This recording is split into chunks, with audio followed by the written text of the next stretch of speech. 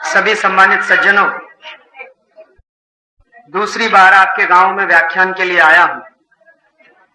पिछली बार आया था, आपसे मैंने कुछ बातें कही थी देश की आर्थिक स्थिति के बारे में, देश की राजनीतिक स्थिति के बारे में।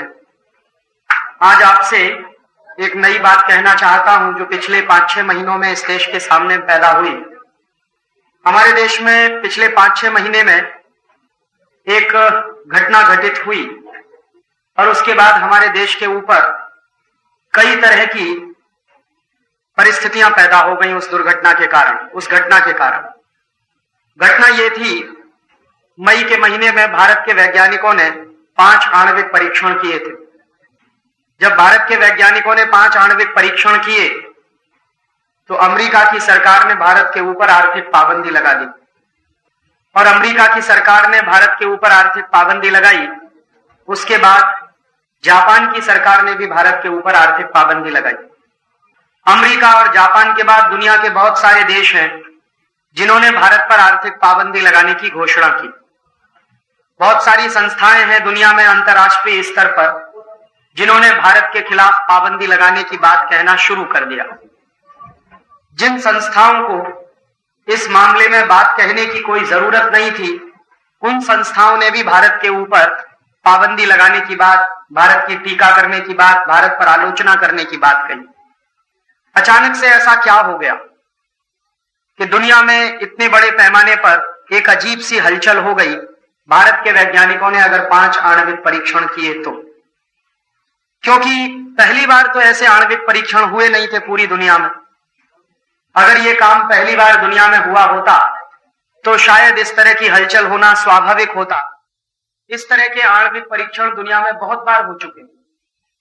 अमेरिका ने कई बार किए हैं, चीन ने कई बार किए हैं, रूस ने कई बार किए हैं, फ्रांस ने कई बार किए हैं, ब्रिटेन ने कई बार किए हैं।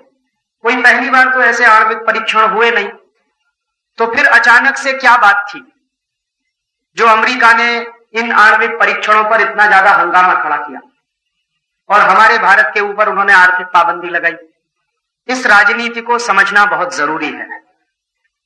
आज जिन अंतर्राष्ट्रीय माहौल में हम रह रहे हैं, जी रहे हैं, उन अंतर्राष्ट्रीय माहौल को समझे बिना हम हमारे देश की सुरक्षा कर नहीं सकते, अपने राष्ट्र की रक्षा कर नहीं सकते।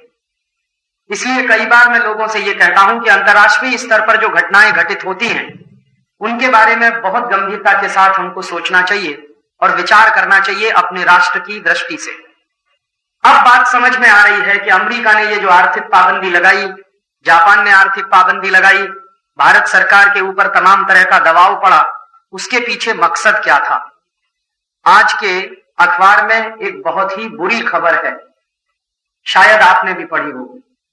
सवेरे से जब से मैंने वो खबर पढ़ी है मैं बहुत अशांत हूं।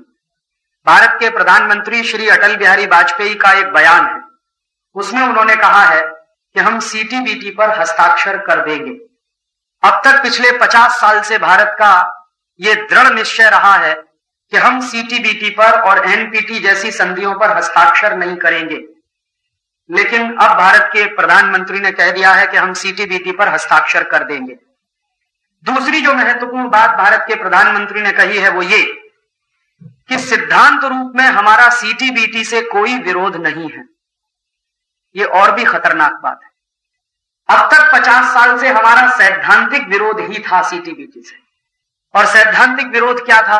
सैद्धांतिक विरोध यह था कि सीटीबीटी नाम की संधि एक ऐसी संधि है जिसमें दुनिया के अमीर देशों के पास हर तरह का परमाणु हथियार रखने की खुली छूट है और गरीब देशों को परमाणु परीक्षण करने की भी छूट नहीं।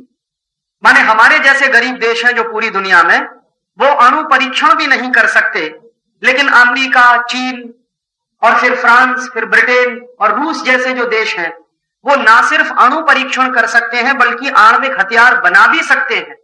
इसकी खुली छूट है सीटीबीटी नाम की संधि में। तो पिछले कई वर्षों से भारत में जो विरोध हो रहा है सीटीबीटी संधि का, वो इसी बात पर हो रहा है कि हम ऐसे सिद्धांत को नहीं मान सकते जिसमें दुनिया के कुछ राष्ट्रों को विशेष अधिकार दिया जाए कि वो अणु बम बना सके और बाकी सब राष्ट्रों को कोई भी अधिकार नहीं दिया जाए कि वो कुछ भी हथियारों का परीक्षण ना कर सके। ऐसी भेदभावपूर्ण संधि के हम विरोधी रहे हैं और इसमें भारत की किसी पार्टी का प्रश्न नहीं है। अब तक भारत में जितनी सरकारें आई हैं, सबने पूरी ताकत लगाकर इस संधि का विरोध किया है। माननीय श्री अटल बिहारी वाजपेयी जब विपक्ष के नेता थे और श्री इंद्र कुमार गुजराल इस देश के प्रधानमंत्री थे, तो उनका पार्लियामेंट में भाषण था 1.5 घंटे का, जिसमें श्री अटल बिहारी वाजपेयी ने कहा था कि ये परमाणु भेदभाव की नीति हमको मंजूर नहीं है। और आज अचानक से सरकार ने इतनी बड़ी पलटी खाई है कि आज के अखबार में उन्होंने स्टेटमेंट कर दिया है कि हम हस्ताक्षर कर देंगे।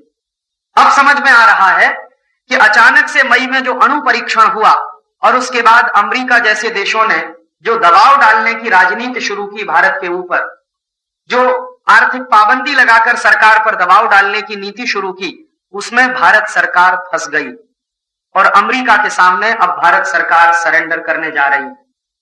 आज एक दूसरा बयान और है अखबार में, जिसको मैं और भी दुर्भाग्यपूर्ण मानता हूं। भारत सरकार की तरफ से अमेरिका में भेजे गए हमारे देश के एक व्यक्ति हैं जिनका नाम है श्री जसवंत सिंह। वो बातचीत कर रहे हैं अमेरिकी सरकार के एक सचिव से, उसका नाम है स्ट्रॉप टॉलबोट। स्ट्रॉप टॉलबोट बहुत निम्न स्तर का अधिकारी है और भारत में जसवंत सिंह जी केंद्रीय स्तर के मंत्री स्तर के व्यक्ति हैं। उपाध्यक्ष जो होता है योजना आयोग का, वो केंद्रीय स्तर का मंत्री होता है और स्ट्रॉप टॉलबोट अमेरिका में एक अंडर सेक्रेटरी लेवल का अधिकारी है। तो सबसे ज्यादा अपमानजनक तो ये बात है कि भारत के केंद्रीय स्तर का मंत्री अमेरिका के एक निम्न स्तर के सचिव के साथ बातचीत में लगा हो। अगर भारत सरकार के मंत्री श्री जसवंत सिंह जी, जो मंत्री की हैसियत से वहां पर हैं, सिर्फ योजना आयोग के उपाध्यक्ष की हैसियत से नहीं है, वो अमेरिका के रक्षा मंत्री के साथ बातचीत करते, तो बात समझ में आती है कि एक मंत्री स्तर पर बातचीत कर रहा है, लेकिन अमेरिका ने इतनी भी घास नहीं डाली कि वो अपने केंद्रीय स्तर के किसी मंत्री को बातचीत के लिए भेजे जसवंत सिंह जी को।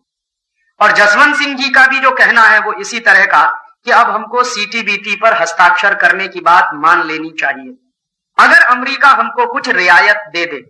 क्या रियायत चाहते हैं ये? सिर्फ इतनी सी रियायत वो चाहते हैं, इतनी सी बात वो चाहते हैं जो उनके बयान में है कि अगर अमेरिका कुछ तरह की टेक्नोलॉजी देने के लिए हमको तैयार हो जाए तो हम सीटीबीटी पर हस्ताक्षर कर दें। ये सबसे बड़ा दुर्भाग्यपूर्ण काम होगा अगर भारत सरकार इसको करती है अगले हफ्ते भर में या 10 दिन में। आज के बयान से ऐसा लगता है कि माननीय श्री अटल बिहारी वाजपेयी जी जब विदेश यात्रा से लौटेंगे, अभी यूनाइटेड नेशंस के जो जनरल असेंबली का सेशन है उसमें भाषण देने के लिए वो गए हैं, हो सकता है वहीं पर हस्ताक्षर कर दें या हो सकता है उसके 1-2 दिन आगे पीछे हस्ताक्षर कर दें। इस देश के लिए बहुत बड़ी राजनीतिक दुर्घटना होगी। माने मेरे अपने शब्दों में पिछले 50 साल में इस देश की सबसे बड़ी राजनीतिक दुर्घटना होगी। एक राजनीतिक दुर्घटना मैं मानता हूं गेट करार पर हस्ताक्षर होना 15 दिसंबर 1994 को, और उससे बड़ी दूसरी दुर्घटना मैं मानता हूं सीटीबीटी पर हस्ताक्षर होना जो अगले कुछ दिन में होगा। तो इस बात की गंभीरता का अध्ययन हम सबको करना होगा कि आखिरकार इनकी मजबूरी क्या है, ये कौन से दबाव में काम कर रहे हैं, भारत सरकार के ऊपर दबाव किस तरह के और बौखलाहट किस तरह की, और इसमें से बाहर निकलने के लिए हमको कोई रास्ता सुझाई देता है क्या, दिखाई देता है क्या। मेरा आपसे विनम्र निवेदन है कि आज से ही बहुत बड़ी संख्या में हिंदुस्तान के प्रधानमंत्री के पास हजारों लाखों पत्र पहुंचने चाहिए कि हम देश के लोग नहीं चाहते कि आप सीटीबीटी पर हस्ताक्षर करें। हमने आपको प्रधानमंत्री बनाया, लेकिन इस बात के लिए नहीं बनाया कि आप सीटीबीटी जैसी संधि पर हस्ताक्षर करें। कम से कम जब तक पार्लियामेंट इसके लिए आपको परमिशन नहीं देती, तब तक आप सीटीबीटी पर हस्ताक्षर नहीं कर सकते। हमारे यहां स्थिति शायद वैसी हो सकती है जैसे पाकिस्तान में है।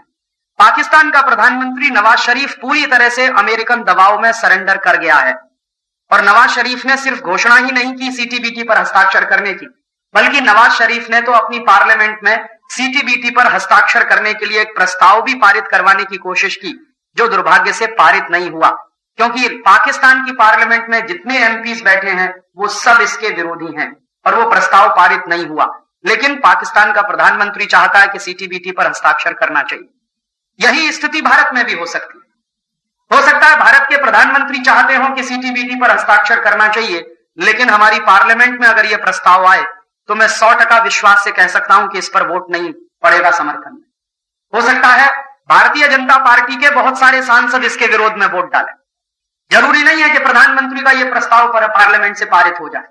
इसलिए मुझे लगता है कि अभी से भारत के प्रधानमंत्री पर दबाव बनाने की रणनीति हमको करनी होगी, और आप लोग अपनी व्यक्तिगत हैसियत से, आप अपने संगठन की हैसियत से, इस गांव के दूसरी संस्थाओं की हैसियत से 1000, 2000, 5000, 10,000 जितनी चिट्ठियां भिजवा सकें प्रधानमंत्री के हाउस में, प्रधानमंत्री के कार्यालय में, या यहां से टेलीग्राम जा सके, ताकि सरकार पर इस बात का दबाव बनना चाहिए कि भारत के लोग इसके समर्थन में नहीं हैं, और उनको ये बात का अंदाजा लग जाना चाहिए कि अगर हमने ये गलती की तो इसका भुगतान इस देश के लोग हमको करके दे देंगे। माने इस देश के लोगों को यह भी सिद्ध करना होगा कि वो राष्ट्र के साथ हैं या सरकार के साथ है। ये ऐसी संकट की घड़ी है इस समय देश के सामने। अब हमको या तो राष्ट्र को चुनना है या सरकार को चुनना है। मेरा मानना यह है कि सरकारें कुछ नहीं है राष्ट्र के सामने। सरकारें आती हैं, सरकारें जाती हैं। सरकारें आज चल रही हैं, कल नहीं भी चलेंगी। प्रधानमंत्री रहेंगे, नहीं भी रहेंगे, लेकिन इस राष्ट्र को रहना है इस देश में। इसलिए राष्ट्र की कीमत पर कोई भी समझौता हो नहीं सकता, और राष्ट्र की राजनीतिक संप्रभुता पर कोई समझौता नहीं हो सकता। और कम से कम सीटीबीटी एक ऐसी संधि है जिस पर राष्ट्र की राजनीतिक संप्रभुता खतरे में टिकी हुई। इसमें 2-3 बातें बहुत ही भेदभावपूर्ण हैं। एक तो मैंने आपसे बताया था कि सबसे पहली बात जो भेदभाव की है इस सीटीबीटी संधि में, वो ये कि भारत जैसे राष्ट्र पर अणु परीक्षण करने पर पूरी पाबंदी लग जाएगी, और अणु परीक्षण करने पर पाबंदी लग जाएगी तो आणविक हथियार बनाने पर पूरी पाबंदी लग जाएगी। और आप जानते हैं हमारे पड़ोसियों के पास आणविक हथियार हैं। हमने सिर्फ अणु परीक्षण किया था 11 और 13 मई को, अणु बम अभी तक नहीं बनाया। वैज्ञानिकों का ऐसा मानना है कि अगर सरकार परमिशन दे तो शायद 400-500 अणु बम हमारे वैज्ञानिक अगले 5-7 वर्षों में, 10 वर्षों में बना सकते हैं, लेकिन बनाया अभी तक एक भी नहीं। जबकि हमारे पड़ोस में चीन है जिसके पास 46 अणु बम है। हमारा पड़ोसी रूस है जिसके पास 715 अणु बम है। हमारे यहां नजदीक है, बहुत नजदीक तो नहीं है, लेकिन ब्रिटेन है, उसके पास 180 परमाणु बम है। अमेरिका के पास 20,000 अणु बम है। फ्रांस के पास 1,500 से ज्यादा अणु बम है इस समय। तो इन सब देशों के पास हजारों की संख्या में अणु बम है, और इनमें से किसी भी देश ने अभी तक यह घोषणा नहीं की है कि हम हमारे अणु बम को नाश करेंगे।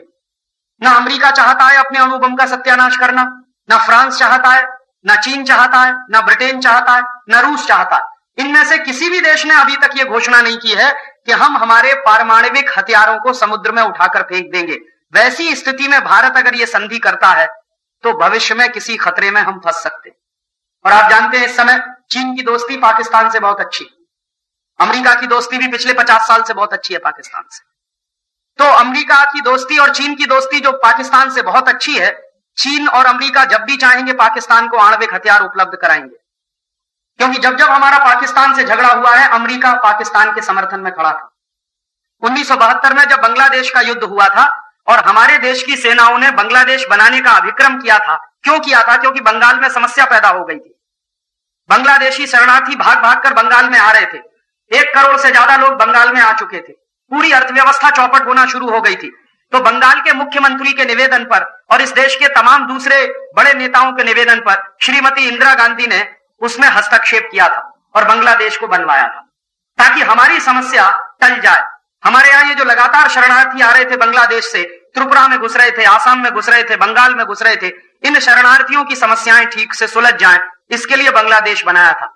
वो बांग्लादेश बनाने का जो मुक्ति संग्राम चला, उसमें भारतीय सैनिकों ने बांग्लादेशी सेनाओं की मदद की थी और उसमें अमेरिका ने पाकिस्तान की मदद की थी। सत्य है, इसको झुटलाया नहीं जा सकता। अमेरिका ने इसके पहले भी पाकिस्तान की मदद की थी। 1965 में जब पाकिस्तान की तरफ से आक्रमण हुआ था और भारतीय सैनिकों ने पाकिस्तान के आक्रमण का पूरी ताकत से जवाब दिया था, लाल बहादुर शास्त्री इस देश के प्रधानमंत्री थे, तब भी अमेरिका पूरी तरह से पाकिस्तान के समर्थन में था। चीन ने भारत पर आक्रमण किया था 1962 में और उस आक्रमण का कोई आधार नहीं था। और उस 1962 के चीन के आक्रमण में जब भारत पर आक्रमण करके चीन ने हमारे देश की 72,000 वर्ग मील जमीन पर कब्जा कर लिया था, जो आज भी उनके कब्जे में है। कैलाश मानसरोवर जो हमारे देश का तीर्थ स्थान है, आज चीन के कब्जे में है। अगर वहां जाना पड़ता है तो चीन की सरकार से हमको वीजा लेना पड़ता है। ये बहुत ही शर्म की बात है कि अपने ही देश के एक बड़े तीर्थ स्थान में जाने के लिए मुझे चीन की सरकार से वीजा लेना पड़ता है। ये 72,000 वर्ग किलोमीटर का इलाका चीन के कब्जे में है 1962 से। उस समय भी अमेरिका ने चीन का समर्थन किया था, हमारा समर्थन नहीं किया। उसके पहले 1948 के साल में 1947-48 में जब आजादी मिल रही थी, उसके तुरंत बाद पाकिस्तान की तरफ से कबायलियों का जो आक्रमण हुआ था इस देश पर, तब भी अमेरिका ने समर्थन पाकिस्तान का ही किया था, भारत का नहीं किया। तो यह अमेरिका हमेशा से पाकिस्तान समर्थक रहा है, कोई आज की बात नहीं। और हमेशा से जो देश पाकिस्तान समर्थक रहा है, कल पाकिस्तान को फिर वो मदद दे सकता है। पाकिस्तान इसलिए सीटीबीटी पर हस्ताक्षर करे या ना करे, उनके लिए यह बिल्कुल महत्वपूर्ण नहीं, क्योंकि पाकिस्तान की सरकार को अगर वो सीटीबीटी पर हस्ताक्षर कर दे तो भी अमेरिका से मदद मिलेगी, नहीं करेगा तो भी तो मिल तो रही है। अभी अमेरिकी सरकार ने पाकिस्तान के ऊपर जो आर्थिक पाबंदियां लगाई हैं, उन आर्थिक पाबंदियों को अमेरिकी सरकार वापस लेने जा रही है पाकिस्तान में गेहूं भेजने के लिए, क्योंकि वहां लोगों की भूख से मरने की घटनाएं शुरू हो गई। तो अमेरिकी सरकार अभी आर्थिक पाबंदी हटा के गेहूं बेचेगी पाकिस्तान में। हो सकता है कुछ दूसरे सामान भी पाकिस्तान में बेचे जाएं। तो अमेरिका तो पाकिस्तान की हमेशा से मदद करता रहा है, कोई आज की बात नहीं है। इसलिए पाकिस्तान की सरकार सीटीबीटी पर हस्ताक्षर करती है नहीं करती है, उससे भारत को कुछ लेना देना नहीं है। भारत को अपने हित की बात पहले सोचनी होगी। और अगर एक बार हम इसमें एंटर कर गए तो ये सीटीबीटी एक ऐसा एग्रीमेंट है जिसमें से बाहर निकलने का रास्ता नहीं। गेट करार तो कम से कम एक ऐसा एग्रीमेंट है जिसको रद्द भी किया जा सकता है, जिसमें से भारत सरकार बाहर भी निकल सकती है। 6 महीने का नोटिस देकर हम गेट करार को रद्द करवा सकते हैं अपनी तरफ से, 6 महीने का नोटिस देकर हम गेट करार में से बाहर आ सकते हैं। लेकिन सीटीबीटी संधि को जितना मैंने पढ़ा है और जाना, उसमें से बाहर निकलने का कोई रास्ता नहीं है। एक बार अंदर घुस गए तो हमारी पूरी की पूरी पॉलिटिकल सॉवरेनिटी सरेंडर हो जाएगी और हम छोटे छोटे मामलों में बड़े देशों पर निर्भर हो जाएंगे, अपनी सुरक्षा के मामले में भी बड़े देशों पर निर्भर हो जाएंगे। और आने वाला साल बहुत खतरनाक है। आने वाले साल में कभी भी विश्व युद्ध हो सकता है। परिस्थितियां ऐसी बनती चली जा रही हैं पूरी दुनिया में कि कभी भी विश्व युद्ध हो सकता है। अमेरिका ने अभी अफगानिस्तान पर जो बम गिराए थे, सूडान पर जो बम गिराए थे, उन दोनों बम के गिराने के बाद सूडान और अफगानिस्तान में इतनी तेजी के साथ अमेरिका के खिलाफ हवा पैदा हुई है कि कभी भी सूडान और अफगानिस्तान मिलकर अमेरिका पर आक्रमण कर सकते। एक बिन लादेन नाम का आदमी जो बिलियनर है, करोड़पति है, अरबपति है, जिसके पास पेट्रो डॉलर बहुत बड़ी मात्रा में है, उसने घोषित कर दिया है कि अब तो अमेरिका मेरा दुश्मन नंबर 1 है और अब मैं बता दूंगा कि अमेरिका रहेगा कि नहीं रहेगा। तो ये देश कभी भी आक्रमण करेंगे। और गल्फ देशों में तो अमेरिका के खिलाफ बहुत पहले से माहौल है। जब से इराक के खिलाफ अमेरिका ने स्टैंड लिया और इराक पर बमबारी की थी अमेरिकी सैनिकों ने, जिसमें 80 लाख इराकी मारे गए थे, तब से इराक तो खिलाफ है ही अमेरिका के, ईरान भी खिलाफ है अमेरिका के। ईरान और इराक दोनों अमेरिका के खिलाफ हैं, बस मौके का इंतजार कर रहे हैं कि कब मौका मिले और अमेरिका को सबक सिखाएं। ये दोनों देश इसलिए खिलाफ हैं अमेरिका के कि अमेरिका के कारण इन दोनों देशों को कुत्तों की तरह से लड़ना पड़ा 10 साल। अमेरिका ने इतना बड़ा धोखा दिया था ईरान और इराक को। वो धोखा क्या था? एक बार 1989 के साल की बात मैं आपको बता रहा हूं कि अमेरिका का एक बहुत बड़ा अखबार है, उसका नाम है वॉशिंगटन पोस्ट। तो वॉशिंगटन पोस्ट नाम के अखबार में 1989 के साल में एक खबर छप गई थी और खबर यह थी कि ईरान और इराक के बीच में एक बहुत बड़ा इलाका है रेगिस्तानी, जिसका नाम है शत अल अरब। तो ये जो शत अल अरब का रेगिस्तानी इलाका है, उस रेगिस्तानी इलाके में भयंकर तेल छुपा हुआ है, ऐसी खबर छपी अमेरिका के अखबार में। अमेरिका के अखबार में ये जो खबर छप गई, शत अल अरब के इलाके में भयंकर तेल छुपा हुआ है, तो उस खबर का प्रतिक्रिया क्या हुई? ईरान और इराक के अखबारों में भी ये खबर छपी कि वॉशिंगटन का अखबार कहता है कि यहां पर तेल छुपा हुआ। तो वो जो इलाका है शत अल अरब का, वो दो देशों के बीच की बफर स्टेट है। और बफर स्टेट माने नो मैन्स लैंड, जहां पर कोई रहता नहीं है और जहां पर कोई अपना क्लेम भी नहीं करता। वहां पर दो देशों की सीमाएं हैं। नो मैन्स लैंड काफी बड़े पैमाने पर है। तो ईरान और इराक की सरकारों ने आपस में लड़ना शुरू कर दिया कि हम तेल निकालेंगे कि तुम तेल निकालो। पहले शांति था, वहां पे कोई मुश्किल नहीं थी, कोई झगड़ा नहीं था। लेकिन जैसे ही ये खबर छपी तो तुरंत झगड़ा बढ़ गया और दोनों देशों ने कहा ये मेरा इलाका, ये तेरा इलाका। फिर यह झगड़ा यूनाइटेड नेशंस में गया और यूनाइटेड नेशंस की सिक्योरिटी काउंसिल में अमेरिकी लोगों की मदद से यह तय करवा दिया गया कि इसका फैसला युद्ध लड़कर कर लो। तो अमेरिका ने ईरान और इराक के बीच में लड़ाई छिड़वा दी, युद्ध करवा दिया। अमेरिका का स्वार्थ क्या था? अमेरिका का स्वार्थ यह था कि ईरान और इराक जब आपस में लड़ेंगे तो उनके पास हथियार तो है नहीं, वो हथियार अमेरिका से खरीदेंगे। अमेरिका को अपने हथियार बेचने थे, अमेरिका को अपनी बंदूकें बेचनी थी, अमेरिका को अपने हवाई जहाज बेचने थे, अमेरिका को अपने बम वर्षक विमान बेचने थे। तो अमेरिका को तमाम तरह के हथियार बेचने थे, क्योंकि अमेरिका दुनिया में हथियार बनाने वाला सबसे बड़ा देश है। आप आश्चर्य करेंगे कि अमेरिका की जो पूरी की पूरी इकोनॉमी है, जो पूरी की पूरी अर्थव्यवस्था है, उसका 2/3 हिस्सा हथियारों की बिक्री में लगा हुआ है। माने अगर 100 रुपए का उत्पादन होता है अमेरिका में, तो 75 रुपए का उत्पादन हथियारों का है, 25 रुपए का उत्पादन बाकी सामानों का।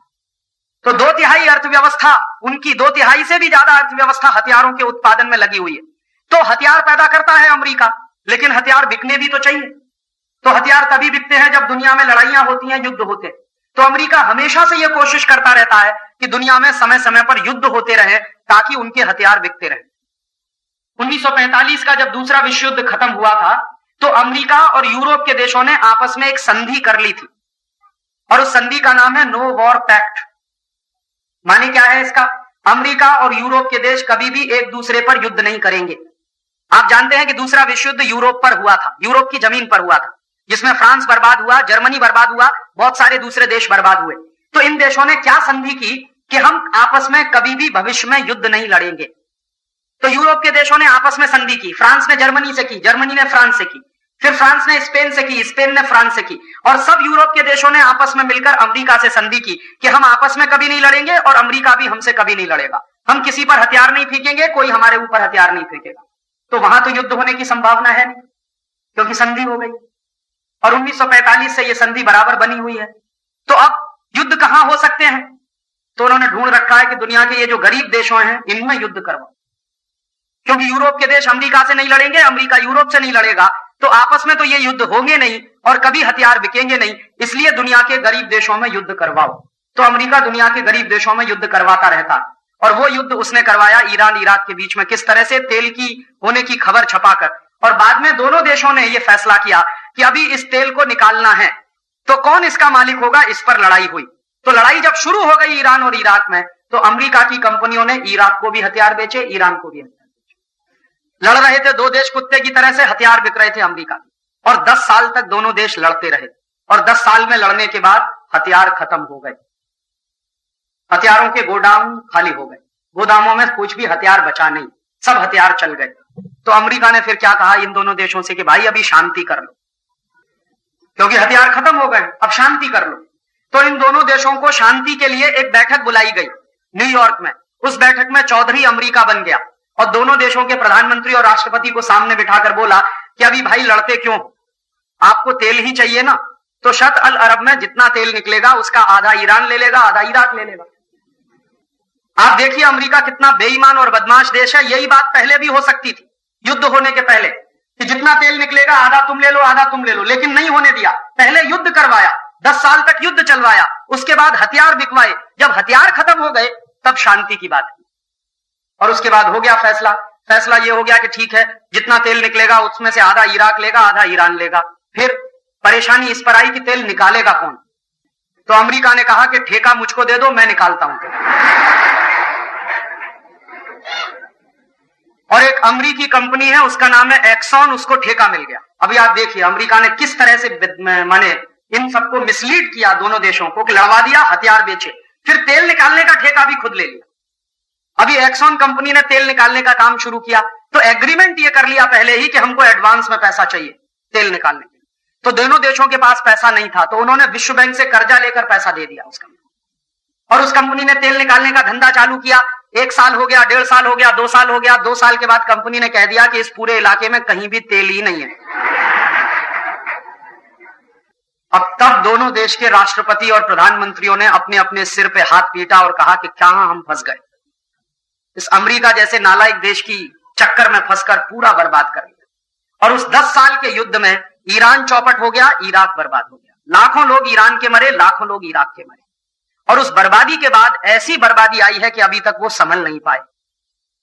ऐसे अमेरिका तमाशा करता रहता है। तो ईरान भी अमेरिका के खिलाफ है, इराक भी अमेरिका के खिलाफ। और अभी जब गल्फ वॉर हुआ था दोबारा से 1990 में, जब इराक के ऊपर आक्रमण किया था अमेरिका ने और 28 देशों ने मिलकर, 80 लाख इराकी उसमें मारे गए थे। अमेरिका ने इराक के स्कूलों पर बम गिराए थे, अमेरिका ने इराक के हॉस्पिटल्स पे बम गिराए थे, अमेरिका ने इराक के मस्जिदों पर बम गिराए थे, जबकि ये तीनों ही स्थानों पर बम नहीं गिराए जाते। जब भी युद्ध होता है तो अंतर्राष्ट्रीय कानून है कि स्कूलों पे बम नहीं गिराया जाएगा, हॉस्पिटल्स पे बम नहीं गिराए जाएंगे और धार्मिक स्थानों पर बम नहीं गिराएंगे। लेकिन अमेरिकी सैनिकों ने गिराए और 80 लाख इराकी मर गए। तब से इराक में भयंकर अमेरिका का विरोध है, और इराकी राष्ट्रपति भी बहुत अमेरिका विरोधी। तो अभी हालात ऐसे बन रहे हैं कि ये सब के सब गल्फ देश शायद एक ना हो जाएं अगले साल तक, और अगर ये एक हुए तो हो सकता है ये जमकर आक्रमण करेंगे और तब कोई विश्व युद्ध हो सकता है। और ऐसी स्थिति में अपने देश की सुरक्षा का सवाल आएगा और तब हमको अफसोस होगा इस बात पर कि क्यों हमने सीटीबीटी पर साइन किया। अगले 1-1.5 साल के बाद परिस्थिति इतनी तेजी से बदलने जा रही है पूरी दुनिया की, शायद मई 99 के बाद युद्ध शुरू ही ना हो जाए। आप कहेंगे राजीव भाई आप कोई प्रोफेसी कर रहे हैं। मैं कोई प्रोफेसी नहीं कर रहा, मैं कोई भविष्यवक्ता नहीं हूं। जो आर्थिक राजनीतिक स्थितियां पैदा हुई हैं पूरी दुनिया में, उनको ध्यान में रखते हुए मैं ये बता रहा हूं कि हो सकता है मई 1999 के बाद युद्ध ना शुरू हो जाए। उसके कारण क्या है? एक तो कारण यह है कि ये गल्फ देशों ने एक होना शुरू कर दिया। जिस दिन सूडान, अफगानिस्तान और लीबिया और उनका एक देश है सऊदी अरब, सऊदी अरब में इस समय अमरीकी सैनिक पड़े हुए हैं। जिस दिन सऊदी अरब की सरकार ने फैसला किया कि हम अमरीकी सैनिकों को अपनी जमीन पर नहीं रहने देंगे, उसी दिन युद्ध शुरू हो सकता है। बस देर अब इसी बात की है कि सऊदी अरब से जिस दिन अमरीकी सैनिक हटना शुरू होंगे, उसी दिन से युद्ध शुरू हो सकता है। और वैसी युद्ध की परिस्थिति में अपने देश की सुरक्षा का सवाल सबसे महत्वपूर्ण होगा और तब शायद हमको अफसोस होगा कि सीटीबीटी पर हस्ताक्षर क्यों किया गया। और इस युद्ध के एक दूसरे कारण और हैं कि एक तो ये गल्फ देशों में एकता हो रही है, दूसरी तरफ जनवरी 1999 के बाद यूरो डॉलर नाम की एक करेंसी आ रही है अंतरराष्ट्रीय बाजार में। यूरोप के 12 देश एक हो गए, उन्होंने कॉमन यूरोपियन मार्केट बना लिया। फिर कॉमन यूरोपियन मार्केट के बाद उन्होंने एक करेंसी बनाई है, सब देश एक ही करेंसी चलाएंगे। फ्रांस की करेंसी खत्म हो जाएगी, जर्मनी की करेंसी खत्म हो जाएगी, ब्रिटेन अभी उसमें शामिल नहीं है, फ्रांस है, जर्मनी है, हॉलैंड है, स्वीडन है, स्विट्जरलैंड है, ये सभी देश एक हो रहे हैं, अपनी अपनी करेंसी खत्म करेंगे और एक ही करेंसी चलेगी पूरी दुनिया में, यूरो डॉलर। तो यूरो डॉलर जनवरी में आ जाएगा 1999 में और मई 1999 तक उसकी कीमत तय की जाएगी। और जब कीमत तय होगी तो डॉलर की तुलना में यूरो डॉलर आ जाएगा।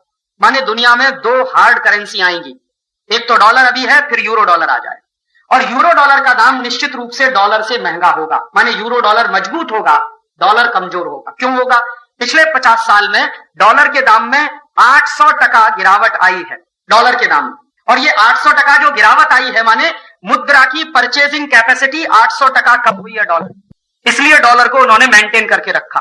और अभी इस समय चूंकि डॉलर की तुलना में कोई दूसरी बड़ी करेंसी दिखाई नहीं देती सारी दुनिया में और अमेरिका ही एक चौधरी दिखाई देता है पूरी दुनिया में, जनवरी 1999 में तो यूरो डॉलर आ जाएगा। तो यूरो डॉलर मजबूत होगा, डॉलर कमजोर होगा और डॉलर की कीमत गिरना शुरू होगी, यूरो डॉलर तेजी से आगे बढ़ेगा। यूरो डॉलर इसलिए भी मजबूत होगा क्योंकि नई नई करेंसी जब शुरू होती है दुनिया में तो उस नई करेंसी की कीमत सबसे ज्यादा होती है।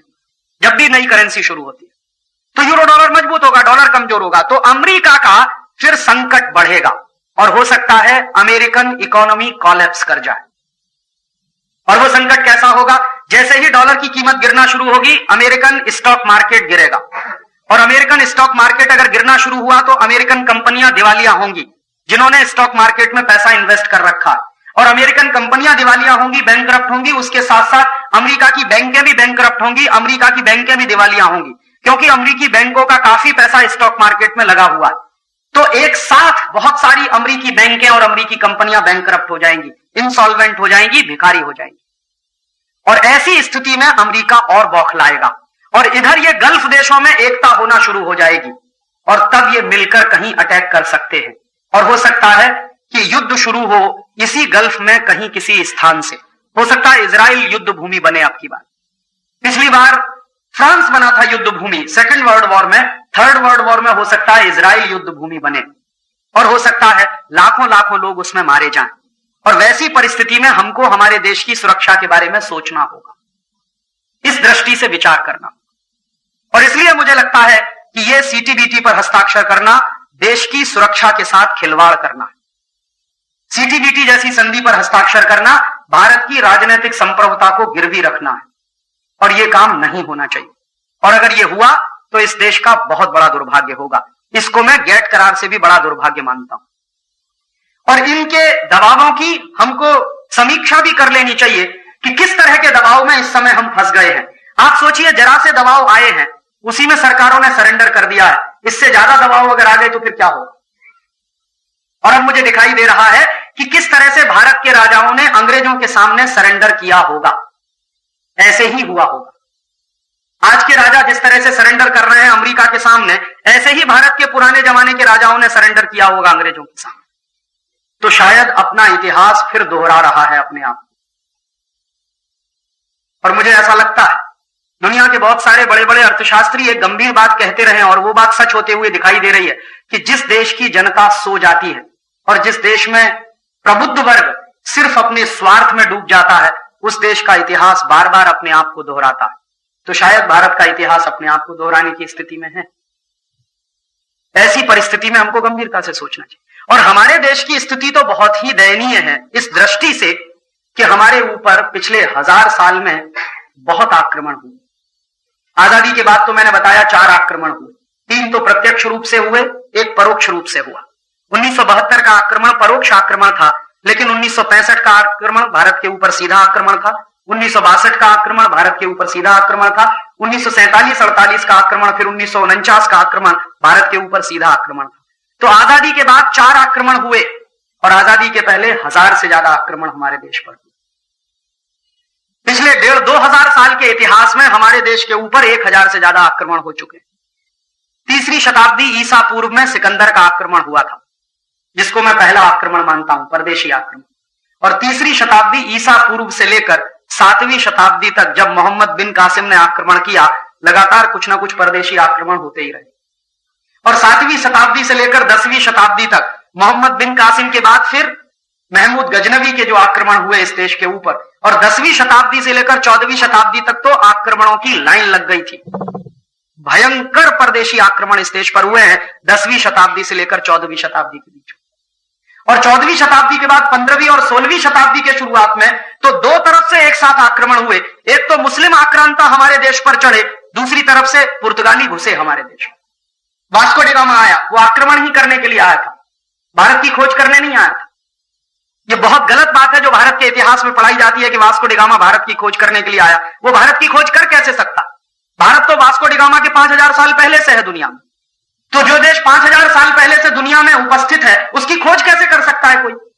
खोज तो उस बात की जाती है जो पहले नहीं हो कोई वस्तु। तो ये बहुत गलत बात भारत के इतिहास में पढ़ाते हैं कि वास्को डी गामा खोज करने आया था, लूटने आया था, आक्रमण करने आया था। और वास्को डी गामा ने आक्रमण किया था, उसके बाद पुर्तगाली आक्रमण इस देश के ऊपर हुए थे। और उन आक्रमणों का नतीजा क्या निकला था?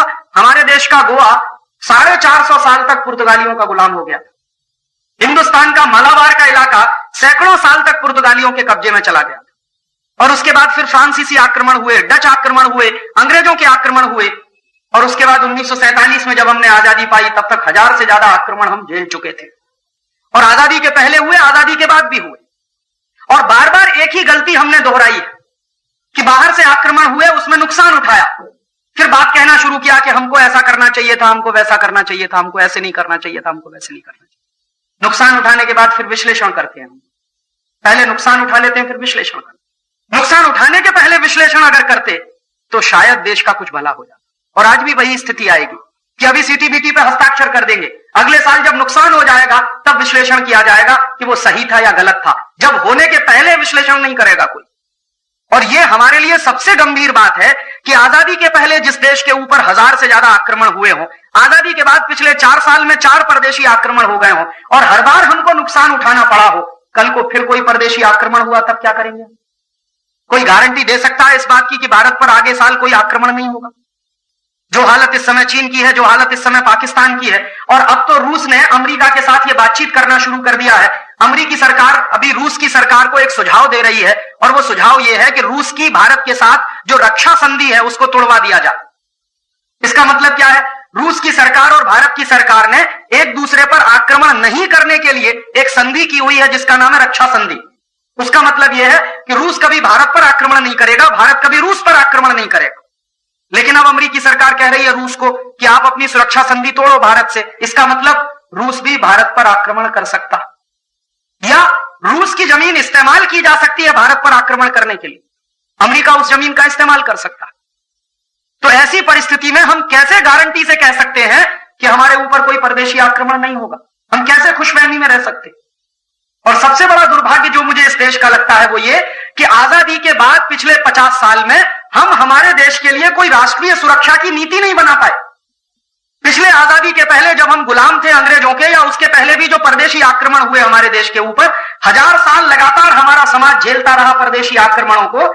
लेकिन इस देश में उन 1000 साल के परदेशी आक्रमणों के बाद भी कोई सबक नहीं सीखा इस देश की सरकारों ने। और कोई ऐसी ठोस योजना नहीं बना पाई आज तक कि कल को फिर परदेशी आक्रमण हो जाए तो देश की क्या स्थिति हो, कैसे झेलेंगे हम उसको। क्योंकि 1949 में जो हुआ था तमाशा, 1947-48 में जब भारत विभाजन हुआ, पाकिस्तान बना, तुरंत पाकिस्तान की तरफ से जो आक्रमण हुआ तो पाकिस्तानी कबायलियों ने लगातार कश्मीर को घेरना शुरू किया और कश्मीर को घेरते गए, पूरा कश्मीर उनके कंट्रोल में चला गया। फिर जम्मू की तरफ बढ़े, जम्मू से मुश्किल से 13 किलोमीटर दूर रह गई थी पाकिस्तानी सेना, तब भारतीय सैनिकों ने पाकिस्तानी सेनाओं का जवाब दिया था। तब तक क्या कर रहे थे, राजा हरि सिंह से बातचीत चल रही थी। राजा हरि सिंह तैयार नहीं था कश्मीर को भारत में विलय कराने के लिए, और भारत सरकार कहती थी कि जब तक तुम नहीं करोगे तब तक हम तुम्हारी मदद नहीं करेंगे। उस समय अगर राजा हरि सिंह को एक बाजू में रखकर पाकिस्तानी सैनिकों को भगा दिया जाता तो आज ये जो पाक ऑक्युपाइड कश्मीर की समस्या है ये हमारे गले की समस्या नहीं बनती। हमारे ही देश का इलाका है जिसको हम पाक अधिकृत कश्मीर कहते हैं, हमारे ही देश के हैं 3 डिवीजन पूरे के पूरे जो पाकिस्तान के कब्जे में है भारत का इलाका पाकिस्तान के कब्जे में है। ये इसी कारण से हुआ कि लगातार देरी की गई और पाकिस्तानी सेनाओं ने एक बड़े इलाके पर कंट्रोल कर लिया। उसके बाद भारतीय सैनिकों ने जब पाकिस्तानी सैनिकों को पीछे खदेड़ा तो ज्यादा दूर तक खदेड़ नहीं पाए, तुरंत समझौता हो गया। और समझौता क्या हुआ, जहां पर भारतीय सैनिक हैं वो जमीन भारत की, जहां पर पाकिस्तानी सैनिक हैं वो जमीन पाकिस्तान की। ऐसे बेवकूफी के समझौते करते रहे हमारे नेता। तो उसमें नतीजा क्या निकला कि हमारे देश के 3 डिवीजन पाकिस्तान के कब्जे में चले गए, जो आज भी हमारे लिए सिरदर्द पैदा किए हुए। और ये कश्मीर की समस्या वहीं से पैदा हुई। ना तो वो हमारे 3 डिवीजन जाते पाकिस्तान के कंट्रोल में, ना तो आज ये समस्या होती कश्मीर की। और ये समस्या पता नहीं कितने दिन और चलेगी, कितने लाख लोगों के बलिदान ले लेगी, कितने लाख लोगों को अपने घर उजड़वाने पड़ेंगे, कितने लाख लोगों को वहां से भागना पड़ेगा, उसका कुछ अंदाजा नहीं किया उस समय के नेताओं ने, और एक नासूर बन के छोड़ गया। फिर उसके बाद दोबारा गलती हुई। दोबारा क्या गलती हुई, 1962 में पंडित नेहरू ने नारा दिया हिंदी चीनी भाई भाई, हिंदी चीनी भाई भाई। जो चीन कभी भाई हो नहीं सकता उसको भाई बना लिया। और चीन गए पंडित नेहरू राखी बनवाने के लिए, क्योंकि भाई था ना वो, तो राखी बनवाने गए चीन में। और राखी बनवा के जब पंडित नेहरू लौटे वापस तो चीन ने आक्रमण कर दिया भारत के। इतने बड़े धोखे में रह गए पंडित नेहरू और इतने बड़े धोखे में रखा पूरे भारत को कि हिंदी चीनी भाई भाई, हिंदी चीनी भाई भाई, और चीन चढ़ बैठा हमारे ऊपर। जिसको आज आप अरुणाचल प्रदेश कहते हैं उसको उस जमाने में नेफा कहते थे, नेफा प्रदेश। तो चीन घुस गया नेफा में और भयंकर आक्रमण किया चीनी सैनिकों ने। पंडित नेहरू तैयार नहीं थे उसके लिए, भारतीय सैनिकों ने सरेंडर कर दिया। भारतीय सैनिक सीमा छोड़कर भाग गए और चीन के सैनिक घुसते चले गए। उसके बाद क्या हुआ, अरुणाचल प्रदेश की बहनों के साथ चीन के सैनिकों ने जिस तरह से बलात्कार किए, जिस तरह से उनकी हत्याएं की, तो अरुणाचल के नौजवानों का खून खौलने लगा। लेकिन उनके पास कोई विकल्प नहीं था, भारतीय सैनिक मदद के लिए थे नहीं, क्योंकि भारतीय सैनिकों को वहां से भगा दिया गया था, वापस बुला लिया गया था। तो अरुणाचल प्रदेश के भाइयों ने लाठी से, डंडे से, जो भी उनसे बन पड़ा, चीनी सैनिकों का मुकाबला किया और उसमें हजारों सैनिक मारे गए, अरुणाचल प्रदेश के बेकसूर नौजवान। उसका दर्द आज भी उनके दिल में है। और आप जाइए उनसे बात करिए तो वो पूछते हैं कि हमको भारत ने दिया क्या। जब हमारे ऊपर चीन का आक्रमण हुआ था तो आपके सैनिक तो कभी आए नहीं हमारे बचाव के लिए, हमको तो खुद झेलना पड़ा चीनी आक्रमण। और उसमें नतीजा क्या हुआ, नतीजा यह हुआ कि हिंदी चीनी भाई भाई, हिंदी चीनी भाई भाई करते करते 72,000 वर्ग मील जमीन पर चीन ने कब्जा कर लिया, जो आज भी उनके कब्जे। पहले नुकसान उठाया 1948-49 में, फिर नुकसान उठाया 1962 और फिर 1965 में नुकसान उठाया। 1965 में क्या हुआ, पाकिस्तान ने आक्रमण किया। उस समय थोड़ी गनीमत यह थी कि लाल बहादुर शास्त्री प्रधानमंत्री थे, उन्होंने पूरी ताकत से पाकिस्तानी आक्रमण का जवाब दिया। भारतीय सैनिकों ने पाकिस्तानी सैनिकों को पीछे तक खदेड़ दिया। तब अमेरिका बीच में आया और अमेरिका ने दबाव डाला, और अमेरिका ने जो दबाव डाला वो इस बात का कि पाकिस्तान के साथ संधि करो। माने भारतीय सैनिकों ने पाकिस्तानी सैनिकों को खदेड़ दिया था बहुत पीछे तक, लाहौर और रावलपिंडी तक भारतीय सैनिकों का कंट्रोल स्थापित हुआ था। लेकिन अमेरिका के दबाव में आकर लाल बहादुर शास्त्री को समझौता करना पड़ा। लाल बहादुर शास्त्री नहीं चाहते थे वो समझौता। एक बार तो लाल बहादुर शास्त्री ने अमेरिकी दबाव को एक किनारे लगा दिया। अमेरिका ने धमकी क्या दी कि उस समय अमेरिका से लाल रंग का गेहूं आता था इस देश में, PL 480 के नाम पर। जो बुजुर्ग लोग यहां बैठे हैं वो जानते होंगे कि अमेरिका से वो जो लाल रंग का गेहूं आता था 1965 के साल में, उसको अमेरिका में जानवर भी नहीं खाते थे, उसको भारत को बेचा जाता था। तो लाल बहादुर शास्त्री ने अमेरिकी धमकी के सामने झुकने से मना कर दिया। तो अमेरिका ने क्या कहा कि हम आपको गेहूं देना बंद कर देंगे। शास्त्री जी ने कहा बंद कर दो, हमें आपका गेहूं चाहिए भी नहीं। तो फिर अमेरिका की धमकी आई कि आपके लोग भूखे मर जाएंगे। शास्त्री जी ने कहा हम भूखे मरेंगे लेकिन हमको अपमानजनक शर्तों पर यह संधि मंजूर नहीं है आपसे। और शास्त्री जी ने हिम्मत दिखाई, PL 480 का गेहूं खरीदना बंद कर दिया। फिर देश में गेहूं की थोड़ी कमी आ गई तो शास्त्री जी ने देश के लोगों से अपील की कि हम एक समय भोजन करना बंद कर दें। और देश के करोड़ों लोगों ने शास्त्री जी की बात का जवाब दिया। करोड़ों लोगों ने सोमवार को व्रत रखना शुरू कर दिया। इस घटना से सिद्ध क्या होता है, इस देश का कोई भी नेता जनता से जब भी कोई कुर्बानी मांगता है तो जनता कभी पीछे नहीं हटती। सवाल नेताओं की इंटीग्रिटी का है। जनता इस देश में बहुत मजबूत है, जनता कभी सरेंडर नहीं करती। जनता ने भूखा रहना मंजूर किया, लेकिन शास्त्री जी पर इस बात का किसी आदमी ने दबाव नहीं डाला कि आप अमेरिका से गेहूं खरीदिए, हम भूखे नहीं रहेंगे। लोगों ने कहा हम भूखे रहेंगे, सम्मान के साथ हमको भूखा रहना मंजूर है, बजाय इसके कि हम अमेरिका से गेहूं खरीदें और अपमानजनक शर्तों पर उसको हम खाएं। लेकिन दूसरी बार शास्त्री जी दबाव में आए और फिर भारत के ही अंदर के नेता अमेरिका समर्थन के हो गए और भारत के नेताओं ने फिर शास्त्री जी को कहना शुरू किया कि पाकिस्तान से समझौता करना चाहिए और पाकिस्तान से समझौता करना पड़े। तो शास्त्री जी बहुत ही बुझे मन से, दबे हुए मन से गए ताशकंद समझौता करने के लिए और ऐसा समझौता हुआ कि वो वापस नहीं लौटे। समझौते में क्या हुआ कि जो जमीन भारतीय सैनिकों ने जीती थी वो सारी की सारी जमीन समझौते में हार दी और शास्त्री जी भी उस समझौते में चले गए। शास्त्री जी की डेड बॉडी लौटी थी ताशकंद से, शास्त्री जी नहीं लौटे। हमने इतनी बड़ी गलती की 1965 में कि एक तो देश का प्रधानमंत्री खोया और दूसरा देश की जमीन खोई जो जीती थी पाकिस्तान से, और एक ऐसा प्रधानमंत्री खोया जिसके बारे में मैं कह सकता हूं ना भूतो ना भविष्यति, न कभी हुआ न कभी होगा। जब युद्ध शुरू हो गया था पाकिस्तान की तरफ से तो शास्त्री जी ने सारे देश के लोगों से एक अपील की थी कि घर का पैसा बचाओ, खर्चे कम करो, क्योंकि युद्ध के समय में सेविंग्स की बहुत जरूरत होती है सरकार। और जिस देश में सेविंग्स जितनी ज्यादा होती हैं डोमेस्टिक स्तर पे, घरेलू स्तर पे, वो देश युद्ध उतने ही अच्छे तरीके से लड़ सकता है। तो शास्त्री जी ने लोगों से अपील की कि आप पैसा बचाओ, खर्चे कम करो। लेकिन दूसरों से अपील करने से पहले शास्त्री जी ने अपने खर्चे कटौती किए थे। और जानते हैं क्या खर्चा सबसे पहले कटौती किया? उनके घर में एक बाई आती थी उनका कपड़ा धोने की, तो शास्त्री जी ने बाई को कह दिया कि कल से तुम कपड़ा धोने मत आना मेरे। तो बाई ने पूछा कि कपड़ा कौन धोएगा, क्योंकि उनकी पत्नी की तबीयत खराब रहती थी। ललिता शास्त्री उस समय बहुत बीमार रहती थी। तो शास्त्री जी ने कहा मैं खुद धोऊंगा। कपड़े तो ज्यादा रखते ही नहीं थे, 2 जोड़ी कपड़े रहते थे, 1 जोड़ी सुखाते थे, 1 जोड़ी धोते थे। 2 धोती थी उनके पास, 2 कुर्ते थे, 1 जोड़ी चप्पल थी और 1 खादी की बनियान रहती थी, 1 अंडरवियर रहता था। ये कपड़े थे उनके। तो उन्होंने कहा मैं खुद धो लूंगा। फिर दूसरे अपने घर में कटौती कैसे की? उन्होंने भारत के प्रधानमंत्री की बात देखी। उनके घर में एक बाई आती थी उनके कमरे में झाड़ू लगाने के लिए, पोछा लगाने के लिए। उन्होंने कहा तुम भी कल से मत आना। तो उस बाई ने पूछा घर में झाड़ू कौन लगाएगा? उन्होंने कहा मैं मेरा कमरा साफ कर लूंगा, बाकी अपने बेटों को कहूंगा कि वो सब घर की सफाई करें, क्योंकि मैं पैसा नहीं दे सकता। दूसरों से मैं कह रहा हूं तो पहले मुझे करना होगा। उसके बाद तीसरी घर की कटौती कैसे की उन्होंने? उनके घर में एक ट्यूटर आता था जो उनके सबसे बड़े बेटे को अंग्रेजी पढ़ाता था। उनका बेटा अंग्रेजी में फेल हो गया था, तो एक बड़ा ट्यूटर आता था घर में पढ़ाने के लिए। तो शास्त्री जी ने कहा कि कल से तुम मत आना। तो उस ट्यूटर ने कहा कि आपका लड़का बहुत कमजोर है अंग्रेजी में और वो पास नहीं होगा तो 1 साल उसका बर्बाद हो जाएगा। उन्होंने कहा इस देश के लाखों करोड़ों बच्चे फेल हो जाते हैं, मेरा बेटा भी फेल हो जाएगा, कौन सी इसमें खास बात है? मैं कोई विशेष आदमी तो नहीं, एक साधारण आदमी हूं मैं इस देश का। तो वो ट्यूटर भी हटा दिया। इस तरह से अपने खर्चों में कटौती की एक ऐसे व्यक्ति ने जो उस समय भारत का प्रधानमंत्री था। आज तो कोई नहीं दिखाई देता ऐसा नेता। संकट की स्थिति तो आज भी है इस देश में, आर्थिक हालत तो बहुत खराब है इस देश में। बताइए कब प्रधानमंत्री या राष्ट्रपति ने अपने खर्चे में कटौती करने की कोई बात कही? आज के नेताओं ने तो अपने खर्चे 3-3 गुने बढ़ा लिए। आपको मालूम है सभी नेताओं की पगारें 3-3 गुनी बढ़ गई। अभी पिछले 1 महीने से प्रधानमंत्री की पगार 3 गुनी बढ़ गई, राष्ट्रपति की पगार 3 गुनी बढ़ गई, मुख्यमंत्रियों की पगारें 3 गुनी बढ़ गई, राज्यपालों की पगारें 3 गुनी बढ़ गई। देश की आर्थिक हालत बहुत खराब है, सरकार के पास पैसा नहीं है और प्रदेशों से आने वाली मदद भी रुकी हुई है क्योंकि आर्थिक पाबंदी है। वैसी स्थिति में मुझे ऐसा लगता था कि ये सब नेता लाल बहादुर शास्त्री वाला उदाहरण पेश करेंगे कि पगारें नहीं लेंगे 1-2 साल के लिए, देश की स्थिति जब तक सुधरेगी नहीं। लेकिन इन सब नेताओं ने तो अपनी पगारें 3-3 गुनी बढ़ाई। इसलिए मैंने कहा था कि शास्त्री जी ऐसे व्यक्ति थे ना भूतो ना भविष्यति।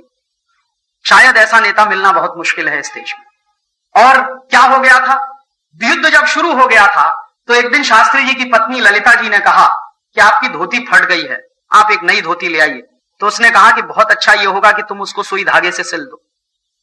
अभी नई धोती लाने के बारे में मैं कल्पना नहीं कर सकता, क्योंकि मैंने सब कुछ छोड़ दिया है, पगार लेना भी बंद कर दिया, तो पैसा तो है नहीं, मैं नई धोती लाऊंगा कहां से। जितने कम से कम खर्चे में तुम घर का काम चला सको उतने की बात करो। तो उन्होंने पूछा अपनी पत्नी से कि बोलो कितने कम से कम पैसे में घर का खर्च चल सकता। तो उनकी पत्नी ने कहा कि कुछ 300 रुपए में चल जाएगा। तो उन्होंने कहा ठीक है, 275 रुपया कल से मैं दूंगा, और कोशिश करो कि 25 रुपए की भी कटौती हो जाए किसी तरह से। ऐसा प्रधानमंत्री था इस देश का, जिसको हमने खोया 1965 की शांति वार्ता। एक तो जमीन खोई इस देश की, दूसरा ऐसा प्रधानमंत्री खोया। इतनी भयंकर गलतियां हुई इस देश में। और फिर 1972 में एक गलती हो गई। क्या गलती हो गई? मुझे ऐसा लगता है कि या तो श्रीमती इंदिरा गांधी को बांग्लादेश युद्ध में पैर फंसाना नहीं चाहिए, उनका आंतरिक मामला था, वो सुलझा लेते, और अगर पैर फंसाया तो पूरी इज्जत के साथ बाहर आना चाहिए था। जानते हैं क्या हुआ था? भारतीय सैनिक गए, पाकिस्तानी सैनिकों को सरेंडर करवाया। 90,000 पाकिस्तानी सैनिकों ने सरेंडर किया भारतीय सेना के सामने, और वो सब हमारे प्रिजनर थे। लेकिन उन सबको छोड़ दिया गया, सबके सब छोड़ दिए, और उन्हीं में से बहुत सारे सैनिक हैं जो आज आईएसआई के एजेंट बनकर हमारे देश की नाक में दम किए हुए। इतनी भयंकर गलती हुई थी 1972। तो ये गलतियां हर बार होती रही हैं इस देश में, और इसलिए मैंने थोड़ी देर पहले आपसे कहा कि कल कहीं फिर से कोई परदेशी आक्रमण हुआ इस देश के ऊपर, तो हमारी अपनी सुरक्षा व्यवस्था क्या है, हमारी सुरक्षा की नीति क्या है। और ऐसी परिस्थिति में जब सीटीबीटी को मैं देखता हूं तो मुझे लगता है कि यह बहुत ही खतरनाक कदम है जो भारत सरकार उठाने जा रही है। इसलिए सारे देश के लोगों को पूरी ताकत लगाकर इसका विरोध करना चाहिए, और यह विरोध 2 स्तर पर होना चाहिए। एक स्तर पर तो हम भारत सरकार पर दबाव बनाएंगे कि आप ये मत करो, और दूसरे स्तर पर अमेरिका को यह पता चलना चाहिए कि भारत के लोग अमेरिका समर्थक नहीं है। क्योंकि जिस अमेरिका ने हमको परेशान किया पिछले 5-6 महीने में, और जिस अमेरिका ने हमारे देश के नेताओं को इतना मजबूर कर दिया है कि वो सरेंडर करने की स्थिति में आ गए हैं, उस अमेरिका को पूरी ताकत के साथ सबक सिखाना भी बहुत जरूरी है। अमेरिका की स्थिति इस तरह के गुंडे की है जो पहले हाथ पकड़ता है, फिर बाहों तक पकड़ लेता है, फिर गर्दन पकड़ लेता है, और फिर गर्दन दबा भी देता है। अमेरिका दोस्त नहीं हुआ किसी का, जापान का नहीं हुआ, तो हमारा क्या हुआ? तो इस अमेरिका के साथ दोस्ती बहुत महंगी पड़ेगी हम। और मुझे ऐसा लगता है कि अमेरिका को सबक सिखाना बहुत जरूरी है। क्यों सबक सिखाना जरूरी है? तर्क बिल्कुल सीधा है। अमेरिकी सरकार ने भारत पर आर्थिक पाबंदी इसलिए लगाई कि हमारे वैज्ञानिकों ने 5 आणविक परीक्षण किए।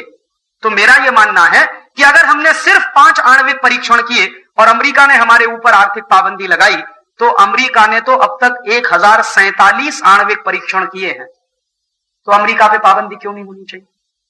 अगर अमेरिकी सरकार सिर्फ इसलिए भारत पर पाबंदी लगा सकती है कि हमने 5 आणविक परीक्षण किए, तो भारत में भी अमेरिका के खिलाफ पाबंदी होनी चाहिए, क्योंकि अमेरिका ने 1047 आणविक परीक्षण किए, हमने सिर्फ 5 किए, उन्होंने 1047 किए। और इसलिए भी अमेरिका पर पाबंदी होनी चाहिए कि हमने सिर्फ आणविक परीक्षण किए हैं, अमेरिका ने तो अणु बम बनाए। और कितने अणु बम है अमेरिका के पास? 20,000। और इसलिए भी अमेरिका पे आर्थिक पाबंदी होनी ही चाहिए कि हमने तो सिर्फ आणविक परीक्षण किए, अमेरिका ने तो अणु बम भी गिराए। 6 अगस्त 1945 को हिरोशिमा पे गिराया, और 9 अगस्त 1945 को नागासाकी पे गिराया। जापान के ऊपर 2 आणविक बम गिराए थे अमेरिका ने, और दोनों आणविक बम में लाखों जापानी मर गए। उसके बाद अमेरिका ने बम गिराने का अभियान बंद नहीं किया। जापान के ऊपर बम गिरा के लाखों जापानियों को मारा। उसके बाद 1960 के दशक में उसी अमेरिका ने वियतनाम के ऊपर बम गिराए और लाखों वियतनामी मर गए। फिर 1970 के दशक में अमेरिका ने कोरिया के ऊपर बम गिराए और लाखों कोरियन उसमें मर गए। फिर 1980 के दशक में मैंने आपको बताया ईरान और इराक पर बम गिराए और लाखों ईरानी इराकी मरे। फिर 1990 के दशक में सिर्फ इराक पर बम गिराए और 80 लाख इराकी उसमें मरे। और अब अमेरिका फिर बम गिरा रहा है। एक दिन सूडान पे गिराया, एक दिन अफगानिस्तान पे गिराया, किसी दिन भारत पे भी गिरा सकता। कोई भरोसा नहीं है अमेरिका का। इसलिए मेरी मान्यता यह है कि अगर अमेरिकी सरकार पाबंदी लगा सकती है भारत पर आर्थिक रूप से, तो क्यों नहीं भारत सरकार कानून बनाए और अमेरिका पर आर्थिक पाबंदी लगाए अपने देश में। तो आप पूछेंगे इससे क्या होगा? अमेरिका को 2 मिनट में हम सीधा कर देंगे। अमेरिका की जो सबसे कमजोर नस है उसका नाम है डॉलर। अगर अमेरिका में डॉलर जाना बंद हो जाए तो अमेरिका 2 मिनट में सीधा हो जाए। अमेरिका में एक ही व्यक्ति की एक ही चीज की पूजा होती है, वो है डॉलर। बाकी अमेरिका में किसी से कोई मतलब नहीं है। जिस दिन अमेरिकी सरकार को डॉलर का नुकसान होना शुरू हो जाएगा भारत के कारण, उसी दिन अमेरिकी सरकार 2 मिनट में सरेंडर कर देगी। अमेरिका कागजी शेर है, कोई बहुत दम नहीं है अमेरिका। चीन वाले अमेरिका से हमेशा सरेंडर करवा लेते हैं, सिर्फ डॉलर के धमकी पर। चीन की सरकार कैसे सरेंडर करवाती है अमेरिका से? चीन की सरकार ऐसे सरेंडर करवाती है अमेरिका से कि चीन से जो डॉलर अमेरिका जाता है उसको बंद कर देते, पाबंदी लगा देते हैं। तो जब चीन से डॉलर जाना अमेरिका में बंद हो जाता, 2 मिनट में अमेरिकी राष्ट्रपति सीधा हो जाता और चीन में दौड़कर जाता है समझौता करने। अभी आपको मालूम है बिल क्लिंटन गया था चीन थोड़े दिन पहले, 1000 लोगों को लेके गया था, ऐसे जैसे दूल्हे की बारात जाती। तो 1000 लोगों को लेकर अमेरिका चीन में क्या करने गया था बिल क्लिंटन? क्यों गया था? इसलिए गया था कि चीन की सरकार ने एक कानून बना दिया है अभी कुछ दिन पहले। जानते हैं क्या कानून बना? अमेरिका की कोई भी कंपनी चीन में आएगी, पूंजी निवेश करेगी, वहां तक तो ठीक है, लेकिन वही अमेरिका की कंपनी चीन से पूंजी ले जाएगी, उस पर पाबंदी। तो वो कहते हैं ले आओ पैसा लगा दो हमारे देश में, लेके जाने की अनुमति नहीं। तो अमेरिका ढीला हो गया। दूसरा कानून क्या बना दिया है चीन की सरकार ने कि अगर अमेरिका की कोई कंपनी मुनाफा कमाएगी और चीन से अमेरिका ले जाने की कोशिश करेगी, तो उसके लिए कानून यह है, मान लीजिए कोई अमेरिकी कंपनी ने $1 अरब का मुनाफा कमाया चीन में और वो $1 अरब का मुनाफा ले जाना चाहते हैं अपने देश में, तो कानून ये बना दिया है कि पहले आप चीन का $1 अरब का माल अमेरिका में बेच कर आइए, उससे $1 अरब कमा कर लाइए, फिर चीन से $1 अरब अमेरिका में ले जाइए।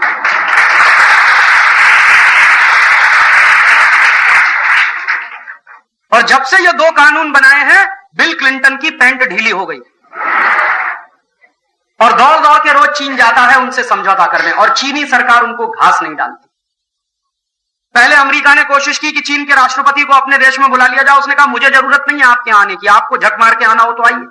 और यही बिल क्लिंटन जो चीन के बारे में कहता था कि यह दुनिया में सबसे अत्याचारी देश है, सबसे ज्यादा लोगों पे अत्याचार होते हैं, चीन में डेमोक्रेसी नहीं है, प्रजातंत्र नहीं है। थिएनआनमेन चौक पर एक बार वहां हत्याकांड हुआ था जिसमें चीन के नौजवान मारे गए थे, तब से लेकर चीन को ब्लैकलिस्ट किया हुआ था अमेरिकी राष्ट्रपति बिल क्लिंटन ने। उसी बिल क्लिंटन को ले जाके खड़ा कर दिया चीनी सैनिकों ने थिएनआनमेन चौक पर और कहा कि झुको और सलाम करो इसको, और बिल क्लिंटन को सलाम ठोकना पड़ा वहां।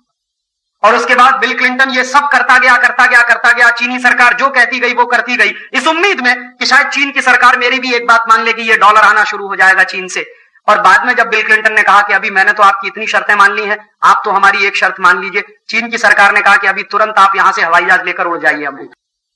और बहुत ही असफलता के साथ बिल क्लिंटन चीन से वापस लौटा, और इतनी खिंचाई हुई है बिल क्लिंटन की उनके पार्लियामेंट में जिसकी आप कल्पना नहीं कर सकते। खुद बिल क्लिंटन जिस पार्टी का कैंडिडेट है, उस पार्टी के एमपीज ने बिल क्लिंटन की भयंकर आलोचना की कि आप चीन गए थे, क्या लेकर आए।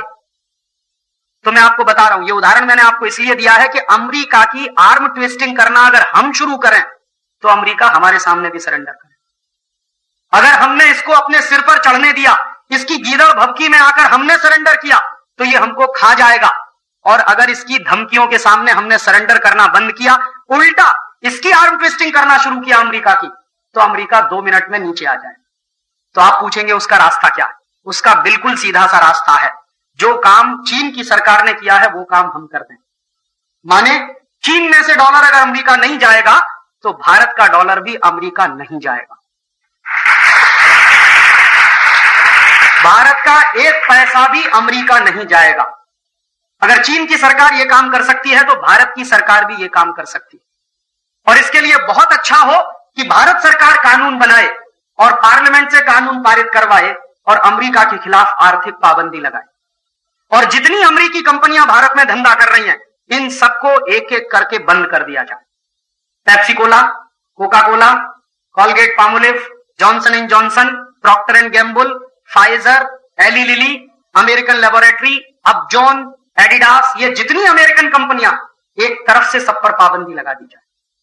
और अमेरिकी कंपनियों के साथ साथ अमेरिकी bank, city bank, American express, एनजेड Grindlays, standard chartered, ये जितने अमेरिकी बैंक भारत में धंधा कर रहे हैं, इन सब के ऊपर एक तरफ से पाबंदी लगा दी। तो आप देखिए 2 मिनट में अमेरिका ढीला होता। अमेरिका को ढीला करने का यही एक रास्ता, दूसरा कोई रास्ता नहीं तो वो आपको खत्म कर देगा। एक ऐसी लड़ाई होती है जिसके बारे में बड़े विचित्र तरह से कमेंट किया जाता है कि या तो दुश्मन को मार दो, नहीं तो दुश्मन आपको खत्म। वैसी स्थिति हमारी अमेरिका के साथ है। या तो हम अमेरिका को पीट दें, नहीं तो अमेरिका। एक ऐसी लड़ाई होती है जिसके बारे में बड़े विचित्र तरह से कमेंट किया जाता कि या तो दुश्मन को मार दो, नहीं तो दुश्मन आपको खत्म करे। वैसी स्थिति हमारी अमेरिका के साथ है। या तो हम अमेरिका को पीट दें, नहीं तो अमेरिका हमको पीट दे। तो उसके लिए रास्ता क्या है? रास्ता मैंने बताया बिल्कुल सीधा सीधा सा है कि अमेरिका जाने वाला पैसा यहां से रोकना पड़ेगा। एक पैसा भी भारत से अमेरिका जाए ये देश के हित में नहीं है। और आज अमेरिका हमारा दुश्मन है, दोस्त नहीं। दुश्मन के हाथ एक पैसा भी अपने गांव का जाए तो ये देश के साथ गद्दारी है, देश के साथ द्रोह है। तो ये करना बंद करें। तो भारत की सरकार अगर करे तो बहुत अच्छा है, लेकिन मुझे नहीं लगता कि यह सरकार कुछ करेगी, क्योंकि 5 महीने से तो मैं इंतजार कर रहा हूं। जब से अमेरिका ने आर्थिक पाबंदी लगाई है, मैं एक एक दिन गिन रहा हूं कब भारत की सरकार अमेरिका पे आर्थिक पाबंदी लगाती। और मैंने ये बात मई के महीने में ही प्रधानमंत्री तक पहुंचाई है। ऐसा नहीं है कि आप कहेंगे राजीव भाई आप कभी मिले थे। मई के महीने में ही इन सारी बातों को बहुत ही डिटेल तरीके से ड्राफ्ट बनाकर मैंने प्राइम मिनिस्टर और फाइनेंस मिनिस्टर तक पहुंचा दिया कि आप ऐसे ऐसे पाबंदी लगाइए अमेरिकी कंपनियों पर, अमेरिकी बैंकों पर, भारत का इतना भला हो जाएगा। और मैंने तो उसमें यह कैलकुलेशंस दिए हैं कि अगर अमेरिका ने आर्थिक पाबंदी लगाई हमारे ऊपर और वहां से $2 अरब आना बंद हो गया भारत में, $200 करोड़ आना बंद हो गया भारत में, तो अगर हम अमेरिका के सिटी बैंक पर पाबंदी लगा दें, पेप्सी कोला पर पाबंदी लगा दें, कोका कोला पर पाबंदी लगा दें, उनकी दूसरी थॉमसन नाम की कंपनी पर लगा दें, एलजी नाम की कंपनी पर लगा दें, तमाम अमेरिकी कंपनियां हैं जिन पर हम पाबंदी लगा दें, तो देश का तो कुछ खास नुकसान नहीं होने वाला, लेकिन हजारों करोड़ रुपया हर साल अमेरिका जाने से बच जाएगा। वहां से सिर्फ $200 करोड़ नहीं आएगा और यहां से हजारों करोड़ नहीं जाएगा। लेकिन अभी तक तो सरकार ने सुना नहीं। और मुझे अफसोस है, एक बहुत ही गंभीर अफसोस है मुझे। आप पूछेंगे क्या? इस सरकार में 3 ऐसे मंत्री हैं जिन्होंने एक जमाने में कोका कोला को भारत से भगाया था 1977 में।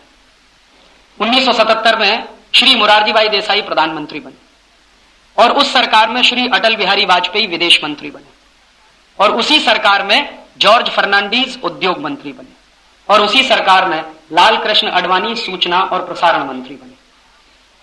और 1977 की उस सरकार ने 24 घंटे में अमेरिकी कंपनी कोका कोला को भारत से भगा दिया। सिर्फ 24 घंटे लगे थे और कोका कोला को नोटिस दिया गया था कि या तो 24 घंटे में आप भारत छोड़ोगे, नहीं तो हम आपकी सारी संपत्ति जब्त करेंगे। और कोका कोला भाग गया। यहां कुछ दम नहीं है इन परदेशी कंपनी, एक झटके में कोका कोला भाग गया। और कोका कोला भागा, उसके पीछे आईबीएम भागा, एक अमेरिकी कंपनी जिसका नाम है इंटरनेशनल बिजनेस मशीन, कंप्यूटर बनाती है, वो भागी यहां से। फिर आईबीएम के पीछे पीछे आईसीएल भागा, इंटरनेशनल कंप्यूटर्स लिमिटेड, ये भी अमेरिका की कंपनी। तो कोका कोला भागा, आईबीएम भागा, आईसीएल भागा और एक एक करके सब अमेरिकी कंपनियां भागने वाली थी, लेकिन वो सरकार गिर गई। तो इसलिए वो काम अधूरा छूट गया। तो मुझे ऐसा लगता था कि जिन सरकारों ने कोका कोला को भगाया, जिन मंत्रियों ने कोका कोला को भगाया, जब वो दोबारा से मंत्री बन जाएंगे इस देश में तो 24 घंटे में कोका कोला को भगाएंगे, पेप्सी कोला को भगाएंगे। लेकिन 5 महीना हो गया है इंतजार करते करते, ना तो कोका कोला को भगाया ना पेप्सी कोला को भगाया। तकलीफ मुझको यह है कि जो श्री अटल बिहारी वाजपेयी विदेश मंत्री थे आज प्रधानमंत्री, जो जॉर्ज फर्नांडीज पहले उद्योग मंत्री थे आज रक्षा मंत्री, जो लाल कृष्ण आडवाणी पहले सूचना और प्रसारण मंत्री थे आज गृह मंत्री हैं। माने तीनों का ही प्रमोशन हुआ है और तीनों की ही ताकत पहले से ज्यादा। अटल जी तो सीधे प्रधानमंत्री है ना, और जॉर्ज फर्नांडीज तो रक्षा मंत्री है ना, और लाल कृष्ण आडवाणी तो गृह मंत्री हैं। ये तीनों ही मंत्रालय 1, 2, 3 नंबर के हैं। प्रधानमंत्री होता है, फिर गृह मंत्री होता है, फिर रक्षा मंत्री होता है, फिर वित्त मंत्री होता है। तो 1, 2, 3 पोजीशन पर तीनों वो लोग हैं जिन्होंने कोका कोला भगाया। और आज उन्हीं के जमाने में गांव गांव में सबसे ज्यादा कोका कोला बिक रहा है। सबसे ज्यादा अफसोस की बात है इस देश में। इससे क्या नतीजा निकालना चाहते हैं? मैं एक ही नतीजा निकालना चाहता हूं कि सत्ता के अंदर जाकर चरित्रहीनता कैसे पनपती है, उसका यह सबसे बड़ा उदाहरण देखने को मिला। सत्ता के अंदर जाकर सिद्धांतों को कैसे फेंक दिया जाता है, सत्ता के अंदर जाकर आदर्शों को कैसे बलि चढ़ा दिया जाता है, उसका यह सबसे नंगा उदाहरण है इस देश में। तो मुझे तो उम्मीद नहीं है कि यह सरकार करेगी। तो फिर आप पूछेंगे किससे उम्मीद है? मुझे आप लोगों से उम्मीद है। मुझे इस देश के लोगों पर भरोसा है। सरकारें बिक सकती हैं, नेता बिक सकते हैं, पार्टियां बिक सकती हैं, सत्ता और कुर्सी के लिए वो गंदे से गंदा समझौता कर सकते हैं। अब ये देश में बिल्कुल खुला हो गया, कोई पार्टी समझौता करने में किसी से पीछे नहीं, और कोई पार्टी कीचड़ और दलदल में गिरने में किसी से पीछे नहीं। हर पार्टी ने रिकॉर्ड कायम किया है कि तू ज्यादा गिरा कि मैं ज्यादा गिरा। और अब इस देश में मैं मानता नहीं कि कोई भी पार्टी राष्ट्रवादी है। हर पार्टी कुर्सीवादी है, सत्तावादी है, स्वार्थवादी। राष्ट्रवादी तो कोई है नहीं इस देश में। अगर ये राष्ट्रवादी होते तो तनख्वाहें बढ़ाते, पगारें बढ़ाते 3-3 गुनी। इस साल तो इनको यह सिद्ध करना चाहिए था कि हमारा राष्ट्रवाद इतना प्रखर है कि हम हिंदुस्तान में 2-3 साल पगार नहीं लेंगे। कोई नेता भूखा नहीं मरता, कभी मरा भी नहीं है इस देश में। इस देश में 40 करोड़ लोग गरीबी की रेखा के नीचे हैं। इस साल गरीबी और तेजी से बढ़ रही है, महंगाई तेजी से बढ़ रही है, भुखमरी तेजी से बढ़ रही है। भारत के कारखाने बंद हो गए हैं, 2,62,000 कारखाने इस देश के बंद हो गए हैं, 8 करोड़ मजदूर इस देश के बेरोजगार हो गए हैं। पिछले 8 साल से जो उदारीकरण की नीतियां भारत में चल रही हैं, उन उदारीकरण की नीतियों का यह नुकसान हुआ है पूरे के पूरे देश को। तो मुझे ऐसा लगता था कि भारत के राष्ट्रवादी नेता कम से कम इतना तो करेंगे कि पगार नहीं लेंगे इस साल, क्योंकि मैंने सुना है और मुझे मालूम है कि पाकिस्तान के नेता इस समय पगार नहीं ले रहे। पाकिस्तान का प्रधानमंत्री नवाज शरीफ बिना पगार के काम कर रहा, बिना वेतन के काम कर रहा। पाकिस्तान का राष्ट्रपति बिना वेतन के काम कर रहा। पाकिस्तान के जितने मंत्री हैं, जितने खासदार हैं, बिना वेतन के काम कर रहे हैं। क्यों? अमेरिका ने जब से आर्थिक पाबंदी लगाई है, पाकिस्तान की आर्थिक हालत थोड़ी खराब हो गई है, तो पाकिस्तानी सरकारों ने अपने तमाम खर्चे कट कर दिए, और सारे के सारे खर्चे कट किए हैं। पहले प्रधानमंत्री ने पगार लेना बंद किया, राष्ट्रपति ने बंद किया, तभी खासदारों ने बंद कर दिया। मुझे ऐसा लगता था कि पाकिस्तान के नेता अगर इतने राष्ट्रवादी हैं तो भारत के नेता तो इससे कई गुना ज्यादा राष्ट्रवादी। लेकिन हमारे नेताओं ने तो सिद्ध यह किया कि उन्होंने पगारें 3 गुनी बढ़ाई। इनके राष्ट्रवाद का सबसे बड़ा पाखंड है ये। इससे ज्यादा पाखंड कुछ हो नहीं सकता इस देश में राष्ट्रवाद के नाम पर। इसलिए मैं कहता हूं कि कोई पार्टी राष्ट्रवादी नहीं है, सब सत्तावादी, कुर्सीवादी, स्वार्थवादी। इसलिए अब इन पार्टियों पर भरोसा करना छोड़ दीजिए, क्योंकि पार्टियों पर भरोसा करते करते ही इतना बड़ा सत्यानाश हमने झेला है इस देश में। नेताओं पर भरोसा करना छोड़िए। ये नेता कब क्या पलटी खाएंगे? जिंदगी भर जिन सिद्धांतों का विरोध करते रहे श्री अटल बिहारी वाजपेयी, अभी उन्हीं सिद्धांतों पर सरेंडर करने जा रहे। ये कैसे मैं स्वीकार करूं इस बात को?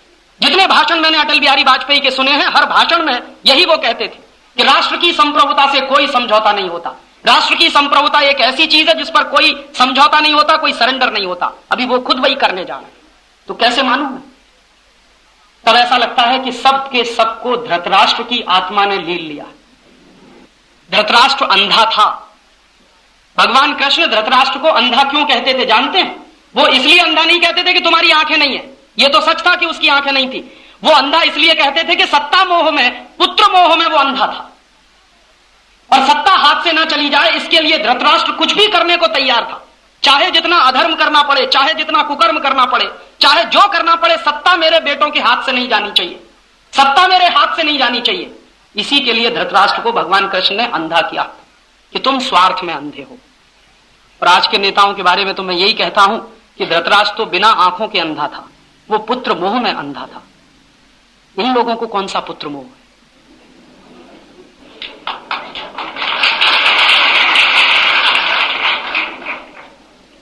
पूछिए ना श्री अटल बिहारी वाजपेयी से, आपको कौन सा पुत्र मोह है?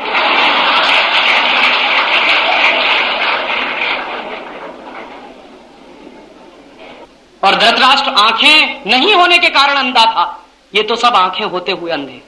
इसलिए अब इन पर भरोसा करना छोड़िए, पार्टियों पर भरोसा करना छोड़िए, अभी तो अपने ऊपर भरोसा करिए। तो आप पूछेंगे दूसरा कोई रास्ता है? हाँ, एक रास्ता है, थोड़ा तकलीफ वाला है, लेकिन अब वही रास्ता है और कोई रास्ता नहीं।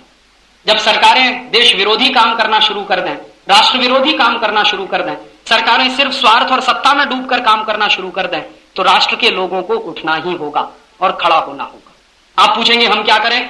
सरकार पाबंदी नहीं लगाती अमेरिका पर, और सरकार नहीं बंद करती अमेरिकी कंपनियों को, तो कम से कम आप तो पाबंदी लगा दीजिए अमेरिकी कंपनियों की। आप तो बंद कर दीजिए अमेरिकी कंपनियों का सामान खरीदना। ये तो आपके अधिकार क्षेत्र में है ना। इसके लिए तो प्रधानमंत्री से पूछने की जरूरत नहीं है कि मेरे घर में अमेरिकी सामान आए कि नहीं आए। आप अपने घर के प्रधानमंत्री हैं, आप अपने घर का फैसला करिए, और आपके घर में यह फैसला होना ही चाहिए कि कोई भी अमेरिकी सामान आपके घर में नहीं आएगा, क्योंकि अमेरिका हमारा दुश्मन है, और अमेरिका हमारा दुश्मन है, और इस स्तर का दुश्मन है कि भारत को बर्बाद करने की कोई भी कोशिश वो चूकना नहीं चाहता।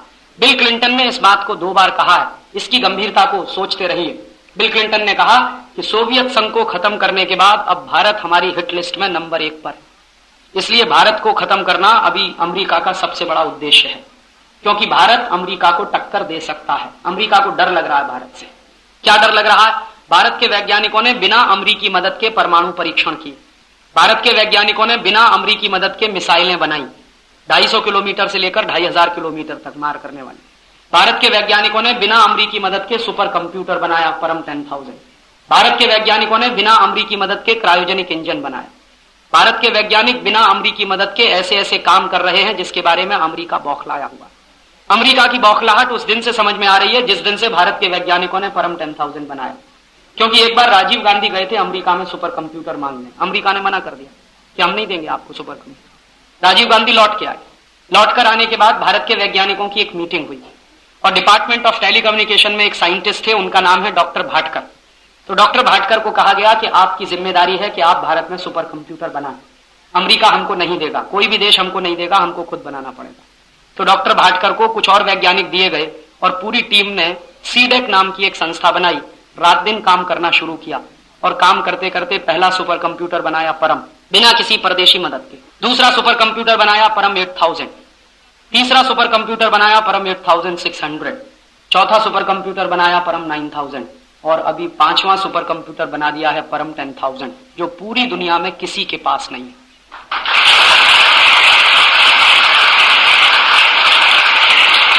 परम 10,000 नाम का सुपर कंप्यूटर पूरी दुनिया में सिर्फ हमारे पास है। इस क्वालिटी का सुपर कंप्यूटर ना अमेरिका में है ना जापान में। और मैं परम 10,000 पे देख चुका हूं काम करके। मैं पूरा एक दिन, अभी कुछ दिन पहले मैं परम 10,000 सुपर कंप्यूटर के साथ ही रहा, इस बात का अंदाजा करने के लिए कि इसके स्पीड्स कितने हैं, कैलकुलेशंस कितने फास्ट हैं।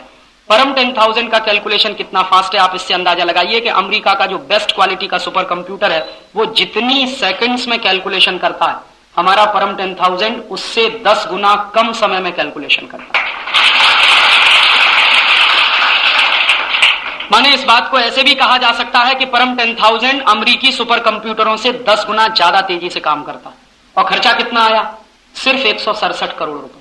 अमेरिका में इस लेवल का सुपर कंप्यूटर बनाने में अरबों डॉलर खर्च होता, बिलियंस ऑफ डॉलर खर्च होता।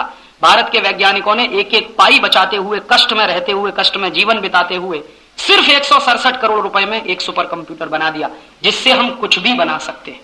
यह सुपर कंप्यूटर इस क्वालिटी का सुपर कंप्यूटर है कि इससे हम हमारे रॉकेट की डिजाइन कर सकते हैं, इससे हम हमारे एटम बम की टेक्नोलॉजी का एक्सपेरिमेंट करना हो तो वो कर सकते हैं। इस कंप्यूटर की मदद से हम हिंदुस्तान की किसी भी स्तर की हवा से हवा में मार करने वाली, जमीन से हवा में मार करने वाली, पानी से हवा में मार करने वाली किसी भी मिसाइल का डिजाइन बना सकते हैं। कोई भी बम वर्षक विमान का डिजाइन सुपर कंप्यूटर परम 10,000 पे बना सकते हैं। कुछ भी बात हमें पता करनी हो, माने आप जान लीजिए कि वो सारी दुनिया की सूचनाएं हमको दे सकता है घर बैठे। हमको पता करना हो कि हिंदुस्तान के किस गांव में कितना सोना है जमीन के नीचे, वो बता देगा। हमको पता करना हो कि हमारे तेल के कुएं जो है उनमें कितना तेल और बाकी है, वो बता देगा। हिंदुस्तान में कितना कोयला छुपा हुआ है जमीन के नीचे, वो बता देगा। कोई भी एक ऐसी जानकारी नहीं है जो वो हमको ना बता सके। इस क्वालिटी का सुपर कंप्यूटर हमारे पास है और अमेरिका उसी दिन से बौखलाया हुआ। और अमेरिका की बौखलाहट क्या है? उसकी बौखलाहट यह है कि भारत के वैज्ञानिकों ने ये जो परम 10,000 सुपर कंप्यूटर बना लिया, अगर इसी कंप्यूटर को भारत के वैज्ञानिकों ने बेचना शुरू कर दिया अंतर्राष्ट्रीय बाजार में, तो अमेरिका की दुकान बंद हो जाएगी। क्योंकि अमेरिका की जो IBM कंपनी सुपर कंप्यूटर बना रही है उससे कई गुना ज्यादा अच्छा हमारा सुपर कंप्यूटर है, सस्ता भी बहुत है। इसलिए अमेरिका बौखलाया। और अमेरिका इसलिए भी बौखलाया हुआ है कि बिना उनकी मदद के, बिना किसी विदेशी की मदद के हमने 250 किलोमीटर से मार करने वाली मिसाइल से लेकर 2500 किलोमीटर की मार करने वाली मिसाइल बनाई। डॉक्टर APJ अब्दुल कलाम जैसे लोगों को सलाम है कि उन्होंने भारत में इस क्वालिटी की टेक्नोलॉजी दी है कि हम मिसाइल बनाने में आत्मनिर्भर हो गए। बहुत वर्षों के बाद मैं मानता हूं कि एक सही आदमी को भारत रत्न मिला इस देश में, नहीं तो ऐसे ऐसे फालतू के लोगों को भारत रत्न दिए गए हैं इस देश में जिसकी हम कल्पना नहीं कर सकते। और डॉक्टर APJ अब्दुल कलाम ने एक पुस्तक अभी लिखी है, उसका विमोचन हुआ है। उन्होंने कहा है कि हम किसी भी देश पर निर्भर रहकर तरक्की नहीं कर पाएंगे, हमको स्वावलंबी रास्ते पर ही जाना होगा, हमको स्वदेशी के रास्ते पर ही जाना होगा। यही रास्ता है और कोई दूसरा रास्ता नहीं। तो ये जो हमने काम किए हैं पिछले कुछ वर्षों में, इनसे अमेरिका बौखलाया है। और हमने ये जो अणु परीक्षण कर लिया, इस अणु परीक्षण के बाद ये सिद्ध हो गया है कि भारत 400-500 अणु बम बना सकता है। ये बातें अमेरिका को मालूम है, दूसरे देशों को भी मालूम है। तो अमेरिका इस बात से भी बौखलाया हुआ है कि भारत ने कभी अणु बम बना लिया और वो अणु बम किसी तरह से इराक पहुंच गया, सद्दाम हुसैन के हाथ में आ गया, तो अमेरिका की तो ऐसी की तैसी हो जाए। और सद्दाम हुसैन कई बार ये बात बोल चुका कि मुझको अगर एक एटम बम मिल जाए तो न्यूयॉर्क पे गिराऊंगा। और सद्दाम हुसैन कितना इंटेलिजेंट आदमी है, उसका भी एक इंटरव्यू मैंने पढ़ा था कुछ दिन पहले। उससे यह पूछा गया कि एटम बम आपको कहां से मिलेगा? उसने कहा मुझे उम्मीद है कि भारत से मिल जाएगा। क्यों मिल जाएगा? तो उसने कहा कि भारत के साथ मेरे रिश्ते बहुत अच्छे। क्यों? पिछले 50 साल से हमको तेल दे रहा है, बहुत सस्ते दाम पर दे रहा है। सबसे सस्ता पेट्रोल हमको इराक से ही मिलता है, सबसे सस्ता डीजल हमको इराक से मिलता है, सबसे सस्ते पेट्रोलियम प्रोडक्ट हमको इराक से मिलते हैं। जब से इराक पर पाबंदी लगी है तब से तेल आना बंद है वहां से, नहीं तो हमेशा इराक से हमारे रिश्ते बहुत अच्छे रहे। और इराक की जो सभ्यता रही है, मेसोपोटामियन कल्चर कहते हैं उसको, हमारी भारतीय संस्कृति के करीब करीब साथ साथ विकसित हुई। तो हमारे तो बहुत पुराने रिश्ते हैं इराक के साथ, आज के नहीं, 5000 साल पुराने रिश्ते हैं। हमारा व्यापार तो उनसे बहुत पहले से चलता रहा। तो इसलिए वो कहता है कि मुझे मिल जाएगा। तो फिर क्या करेगा? तो उसने कहा कि मैं गिराऊंगा न्यूयॉर्क। तो रिपोर्टर ने पूछा मान लो नहीं गिरा पाए तो? अमेरिकी सैनिकों ने पता कर लिया, पहले से उनकी एजेंसियों ने पता कर लिया, उनके CIA के एजेंटों ने पता कर लिया, तो आप क्या करेंगे? तो उसने कहा फिर मैं ऐसा करूंगा कि उसी एटम बम को ले जाके गिरा दूंगा नॉर्थ पोल पे। नॉर्थ पोल एक ऐसी जगह है जहां बर्फ ही बर्फ जमी है, वहां कोई आदमी नहीं है, बर्फ के पहाड़ हैं, बड़े बड़े बर्फ के पहाड़। तो एक एटम बम अगर उसने नॉर्थ पोल पे गिराया तो नॉर्थ पोल की बर्फ पिघलना शुरू हो जाएगी। और अगर नॉर्थ पोल की सब बर्फ पिघल गई तो अमेरिका पानी में ही डूब जाएगा।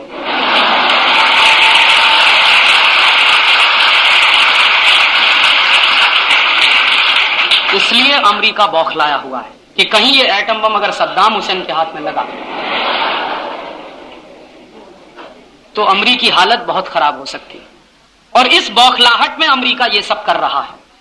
मेरा यह मानना है कि अमेरिका ने पिछले 50 साल में जितने पाप किए हैं उन सब पापों की सजा उसको मिलेगी एक ना एक दिन, क्योंकि दुनिया में सत्य है और दुनिया में सत्य की सुरक्षा भी होती रही है। आज से नहीं, रावण के जमाने से, कंस के जमाने से। रावण चाहे जितना ताकतवर हो जाए, कंस चाहे जितना ताकतवर हो जाए, एक ना एक दिन उनको मरना ही होता है। और जो जितने अहंकारी होते हैं वो मरते भी उतने जल्दी। इसलिए अमेरिका को एक ना एक दिन तो भुगतान करना ही है। वो आज करेगा, नहीं तो साल भर बाद करेगा, नहीं तो 2 साल बाद करेगा।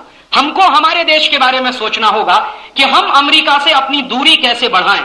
दोस्ती करेंगे नुकसान होगा, दूरी रहेगी फायदे में रहेंगे। और मेरा मानना यह है कि अगले साल मई 1999 के बाद जब डॉलर गिरना शुरू हो जाएगा तो हमारा व्यापार जितना डॉलर में होगा उतना ही नुकसान। इसलिए डॉलर पे डिपेंडेंस हमको कम करना होगा। और डॉलर पर डिपेंडेंस कम करने के लिए बहुत जरूरी है कि भारत से अमेरिकी कंपनियों को विदा कर दिया जाए, भगा दिया जाए। इसलिए मैंने आपसे अपील की कि भारत सरकार नहीं भगा सकती, मत भगाए, लेकिन हम सब भगा सकते हैं। तो मेरी आपसे पहली अपील है कि अमेरिकी कंपनियों के सामान खरीदना बंद करिए, पेप्सी कोला पीना बंद करिए, कोका कोला पीना बंद करिए, Thums Up, Limca, Citra, mango Frooti, Mirinda सब पीना बंद करिए। और ये सब इसलिए भी पीना बंद करिए, Pepsi, Coca, Thums Up, Limca, Citra की ये पीने लायक नहीं है। एक तो अमेरिकी सामान है, दूसरा इसका मुनाफा अमेरिका जाता है। कितना जाता है? पेप्सी की बोतल 70 पैसे की बनती है, 10 रुपए की बिकती है। 1300 टका मुनाफा है अमेरिकी कंपनी को। 1300 टका मुनाफा कमाती है अमेरिकी कंपनी बाहर। ऐसी कोका कोला की बोतल 72 पैसे में बनती है, 10 रुपए की बिकती है। और कोका कोला का जो टिन का पैक है 18 रुपए में मिलता है, 200 मिलीलीटर टिन पैक में जो कोका कोला है। इसका माने लगभग 100 रुपए में 1 किलो, लगभग 100 रुपए में 1 किलो। तो 100 रुपए में 1 किलो कोका कोला बिक रहा है।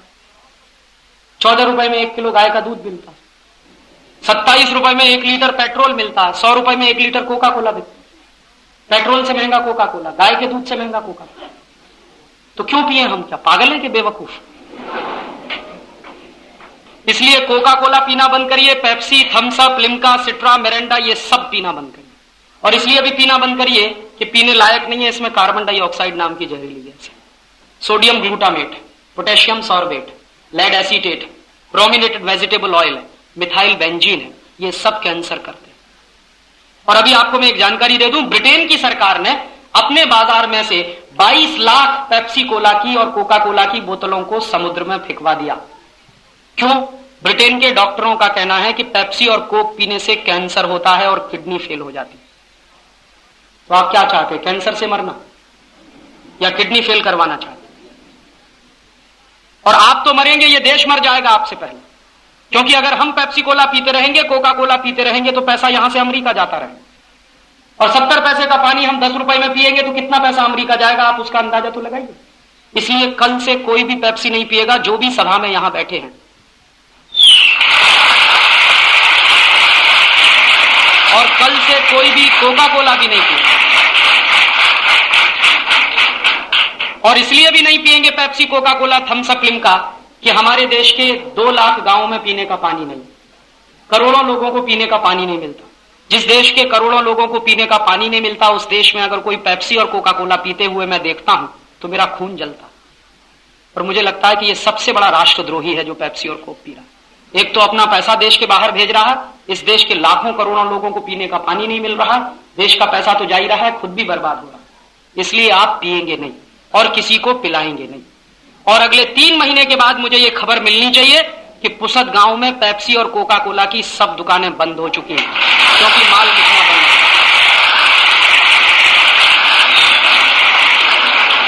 क्योंकि आप खरीदना बंद करेंगे और आप किसी को खरीदवाना भी बंद करेंगे, आप पीना बंद करेंगे, पिलाना बंद करेंगे, तो बिकना अपने आप ही बंद होगा।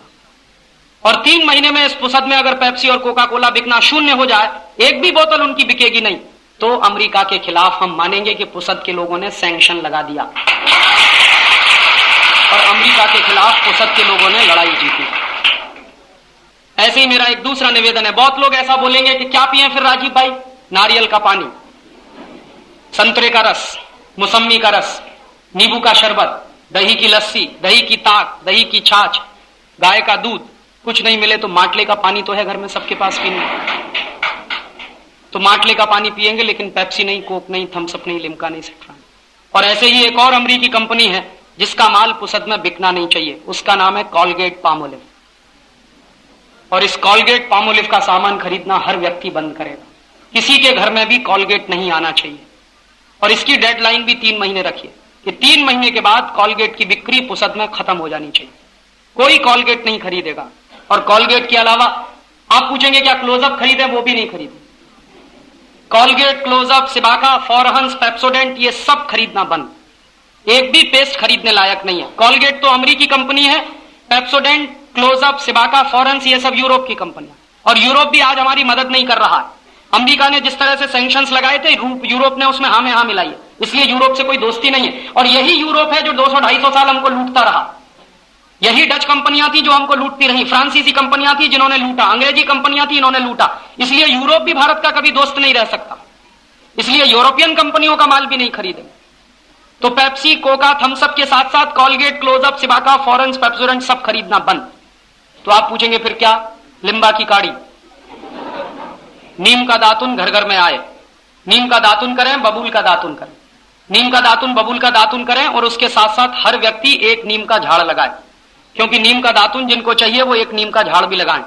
हिंदुस्तान में 98 करोड़ लोग हैं, हर व्यक्ति अगर एक नीम का झाड़ लगाए हर साल तो 98 करोड़ नीम के झाड़ लगेंगे और नीम का दातुन हर व्यक्ति को मुफ्त में उपलब्ध हो सकेगा।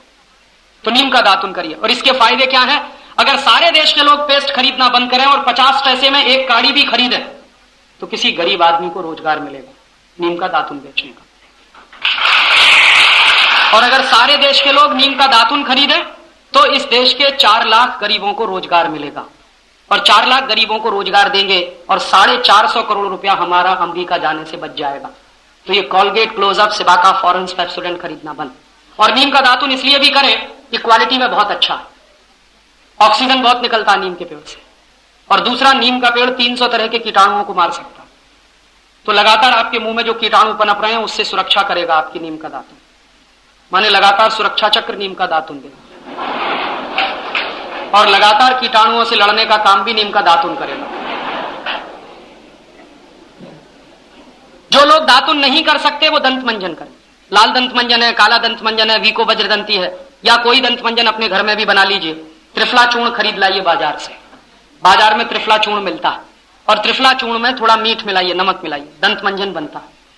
दंत मंजन से दांत साफ करें। दो फायदे हैं, एक तो उंगली का इस्तेमाल आप करेंगे, और उंगली का इस्तेमाल जब करेंगे तो उंगली में एक मेरिडियन पॉइंट है, दाहिने हाथ की पहली उंगली में। एक्यूप्रेशर का विज्ञान बताता है दाहिने हाथ की पहली उंगली में मेरिडियन पॉइंट है, और ये मेरिडियन पॉइंट है लार्ज इंटेस्टाइन का, बड़ी आंत का। तो जितनी देर उंगली से दांत साफ करते हैं उतनी देर ये पॉइंट प्रेस होता है और आपकी बड़ी आंत की मालिश होती है। इसलिए दांत साफ करिए हमेशा उंगली से। ब्रश आप अपने मुंह में रगड़ते हैं, उस ब्रश को कल यहां करिएगा, फिर परसों भी करिए, फिर तीसरे दिन करिए, फिर चौथे दिन करिए, फिर पांचवें दिन करिए, तो छठवें दिन यहां से खून निकले। सिर्फ 6 दिन में टूथब्रश हाथ पर से खून निकाल देता है। उसी टूथब्रश को आप सालों साल मुंह में क्यों कर रहे हैं? आपको मालूम है दांत हैं, दांतों के ऊपर मसूड़े भी हैं जिनको सुरक्षित रखना बहुत जरूरी है। इसलिए कभी भी ब्रश मत करिए। दुनिया में जो देश बहुत गर्म देश होते हैं वहां पर लोगों के मसूड़े बहुत सॉफ्ट होते हैं, हमारे गम्स बहुत सॉफ्ट हैं, इसलिए सॉफ्ट गम्स वाले किसी भी आदमी को ब्रश नहीं करना चाहिए। जिन देशों में सर्दी पड़ती है, अमेरिका, कनाडा, जर्मनी, फ्रांस जैसे देशों में, वहां ब्रश कर सकते हैं क्योंकि वहां के गम्स बहुत हार्ड होते हैं, इसलिए ब्रश करना बंद करिए। और पेस्ट और ब्रश बंद करें। नीम का दातुन, बबूल का दातुन या वीको वज्रदंती, लाल दंत मंजन, काला दंत मंजन, ढेर तरह के दंत मंजन है, आप अपने घर में भी बना सकते हैं। ऐसे ही एक और अमेरिकी कंपनी का सामान कभी नहीं खरीदेंगे, जॉनसन एंड जॉनसन, उसका साबुन बिकता। प्रॉक्टर एंड गैम्बल, उसका साबुन बिकता, ये भी अमेरिकी company. Reckitt and Colman, Johnson and Johnson, Procter and Gamble, ये तीनों अमेरिकी कंपनियां हैं। एक भी कंपनी का माल यहां नहीं खरीदा जाएगा, और 3 महीने की उसकी भी डेडलाइन तय कर लीजिए कि जॉनसन एंड जॉनसन का, प्रॉक्टर एंड गैम्बल का, रैकेट एंड कोलमैन का सारा माल पुसद में बिकना बंद, और उसकी जगह दूसरी भी कुछ परदेशी कंपनियां हैं उनका भी खरीदना बंद करिए, जैसे हिंदुस्तान लीवर। और हिंदुस्तान लीवर के साबुन कुछ बिकते हैं जैसे Lux, Lifebuoy, Liril, Rexona, Pears, Camay, और पामोलिव, कॉलगेट पामोलिव का, जॉनसन एंड जॉनसन का किड्स नाम का एक साबुन आता है। ये सब परदेशी कंपनियों के साबुन खरीदना बंद। तो आप पूछेंगे क्या खरीदें? स्वदेशी साबुन खरीदिए। निरमा है, चंद्रिका है, मैसूर संदल है, मार्गो है, नीम है, मेडिमिक्स है, ये सब स्वदेशी साबुन है। पुसद में खादी ग्रामोद्योग की दुकान अगर कहीं हो तो वहां से साबुन ले आइए, सब स्वदेशी साबुन वहां पर, और उनको कहिए कि ज्यादा से ज्यादा स्वदेशी साबुन लाकर वो बेचना शुरू करें, तो एक पैसा भी देश का बाहर नहीं जाना चाहिए। और आप चाहें तो साबुन से भी अच्छा तरीका है नहाने के लिए, चने का आटा, दूध की मलाई, हर एक के घर में मौजूद है, और चने के आटे में दूध की मलाई मिलाइए, उससे नहाइए। दूसरा तरीका है मुल्तानी मिट्टी, हर गांव में मिलती है, ले आइए, पानी में भिगोइए, उससे नहाइए। तीसरा तरीका है मसूर की दाल, मसूर की दाल को पिसवाइए किसी भी घंटी में, उसका आटा बनेगा, उसमें कच्चा दूध मिलाइए, फिर उससे नहाइए। सब बेस्ट क्वालिटी चीज। और साबुन कम से कम लगाइए, क्योंकि साबुन लगाने के लिए नहीं है। ये साबुन जो आप रगड़ते हैं अपने शरीर पर, इसमें कास्टिक सोडा है, और कास्टिक सोडा का बनाया हुआ कोई भी साबुन जब आप शरीर पर लगाते हैं तो रफनेस आ जाती है। साबुन से नहाइए, 10 मिनट के बाद नाखून से लाइन खींचिए, सफेद रंग की लाइन खींचिए। इसलिए कोई भी साबुन मत लगाइए। जाड़े के दिनों में साबुन से नहाएंगे चेहरा सफेद सफेद हो जाए, इसलिए साबुन से मत नहाइए। चने के आटे से नहाइए, दूध की मलाई से नहाइए, मुल्तानी मिट्टी से नहाइए, और हमारे यहाँ मसूर की दाल का आटा है उससे नहाइए। ये सब नहाने के बेस्ट क्वालिटी प्रिपरेशंस हैं। भाइयों से मेरा निवेदन है कि कभी भी पामोलिव की शेविंग क्रीम ना खरीदें, ओल्ड स्पाइस की शेविंग क्रीम कभी ना खरीदें। दोनों अमेरिकी कंपनियां, पामोलिव, ओल्ड स्पाइस, और इनकी शेविंग क्रीम के अलावा कभी भी आफ्टर शेव लोशन ना खरीदें। तो आप पूछेंगे फिर कौन सी शेविंग क्रीम खरीदें? मेरा सुझाव माने तो बिना शेविंग क्रीम के भी शेव बनती है, और आप बना सकते हैं। कैसे बनती है? जब शेविंग क्रीम नहीं होती थी तो कैसे शेव बनाते थे? अभी तो मुश्किल से 15-20 साल से शेविंग क्रीम आई है। तो शेविंग क्रीम के बिना शेव कैसे बनाएं? पानी गर्म करें, अपने चेहरे को भिगाएं, फिर कच्चा दूध ले लें अपने हाथ में, 4-5 बूंद कच्चा दूध अपने चेहरे पर लगाएं, उसके बाद रेजर चलाएं, एकदम चिकनी दाढ़ी बनेगी, बहुत स्मूथ शेप बनेगी। और 3 फायदे होंगे आपके। सबसे पहला फायदा, ब्लेड आपका 2 गुना चलेगा। अगर आप कच्चा दूध लगा के शेप बना रहे हैं तो 2 गुना ब्लेड चलेगा। दूसरा फायदा, कच्चा दूध लगाकर आप शेप बना रहे हैं तो आपको आफ्टर शेव लोशन लगाने की जरूरत ही नहीं है। और तीसरा बड़ा फायदा, कच्चा दूध लगाकर शेप बना रहे हैं तो कच्चा दूध चेहरे की सफाई करता है। कच्चा दूध बहुत अच्छा क्लीनिंग एजेंट है, तो रोज अगर आप चेहरे पे लगाएंगे आपके चेहरे की सफाई होगी, चेहरे की सफाई होगी, चेहरे में चमक आ जाएगी, और बिना पैसे में स्मार्ट हो जाएंगे आप सबके। मेरा स्वार्थ क्या है? पामोलिव बिकना बंद, ओल्ड स्पाइस बिकना बंद, कोई भी शेविंग क्रीम परदेशी कंपनी की नहीं बिकेगी। ऐसे ही आपसे निवेदन है कि इनके साबुन, शेविंग क्रीम खरीदना बंद करें, इनके पाउडर भी खरीदना बंद करें। प्रॉक्टर एंड गैम्बल का एरियल आता है, वो खरीदना बंद करें। हिंदुस्तान लीवर का सर्फ आता है, रिन आता है, व्हील आता है, वो खरीदना बंद करें। इन सब परदेशी कंपनियों के कपड़ा धोने के साबुन भी ना खरीदें। खादी ग्रामोद्योग की दुकानों पर कपड़ा धोने का साबुन भी मिलता है। आप चाहें तो निरमा ले सकते हैं, हिपोलिन ले सकते हैं, टी सीरीज ले सकते हैं, फेना ले सकते हैं, ये सब स्वदेशी हैं, उनका इस्तेमाल करें। इसी तरह से बाटा का जूता ना पहने, बीएससी, एडिडास ये सब ना पहने। एडिडास तो अमेरिकी कंपनी है, बाटा तो कनाडा कंपनी। इनका पैसा देश के बाहर जाएगा। और ये जूता अगर आप पहनना बंद करेंगे तो कौन सा जूता पहने? आपके गांव का मोची जो जूता बनाता है उसको पहने, आपके गांव का मोची जो चप्पल बनाता है उसको पहने। तो क्या होगा? आपका पैसा आपके गांव के एक गरीब भाई के पास जाएगा। और मैंने एक दिन हिसाब लगाया, पूरा कैलकुलेशन किया कि पूरे देश के लोग बाटा, एडिडास, प्यूमा, बटरफ्लाई ये सब परदेशी कंपनियों के जूते खरीदना बंद कर दें और हर व्यक्ति गांव के मोची से ही जूता पहने तो 60 लाख लोगों को रोजगार मिलता है जूता बेचने का। तो ये रोजगार देने का काम हम कर सकते हैं।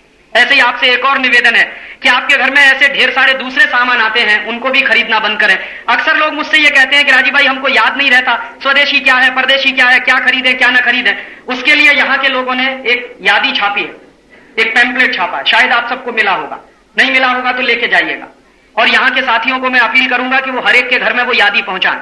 सबसे बड़ा पुण्य का काम इस समय देश में यही हो सकता है कि आप अपने अपने नाम से कोई 1000 यादी छापे, कोई 10,000 छापे, एक एक घर में पहुंचाए। स्वदेशी क्या, परदेशी क्या, हर व्यक्ति को यह माहिती होनी ही चाहिए, हर व्यक्ति को यह जानकारी होनी ही चाहिए।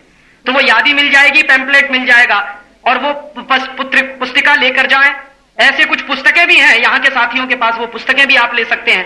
कभी भी कोई ये ना कहे कि हमको पता नहीं है विदेशी सामान क्या है, स्वदेशी क्या। गलती से भी घर में विदेशी सामान ना आए। इसी तरह से आपसे एक और निवेदन है कि आप लोग बन सके उतना खादी पहने, ये जीन्स पहनना बंद करें और जीन्स का कोई भी कपड़ा ना पहने। ये सबसे फालतू का कपड़ा है, दुनिया में सबसे इडियोटिक कपड़ा है जीन्स। और आजकल के नौजवानों में बड़ा फैशन आ गया है जीन्स पहनने, और ऐसे बेवकूफ हो गए हैं आजकल के लड़के लड़कियां। एक दिन मैं मुंबई नाम के शहर में गया, एक कॉलेज में मेरा जाहिर व्याख्यान था। कॉलेज में मैं गया तो सब लड़के लड़कियां जीन्स पहनकर आए थे और एकदम स्किन टाइट जीन्स पहने हुए थे। तो मैंने पूछा एक लड़के को कि सब लोग क्यों जीन्स पहन के आए? तो उसने कहा जीन्स डे है। उसी दिन मैंने अपना सिर पीटा कि जीन्स डे होने लगा इस देश में। कहने लगे राजीव भाई यहां तो चॉकलेट डे भी होता, यहां तो रोज डे भी होता, यहां तो वैलेंटाइन डे भी होता।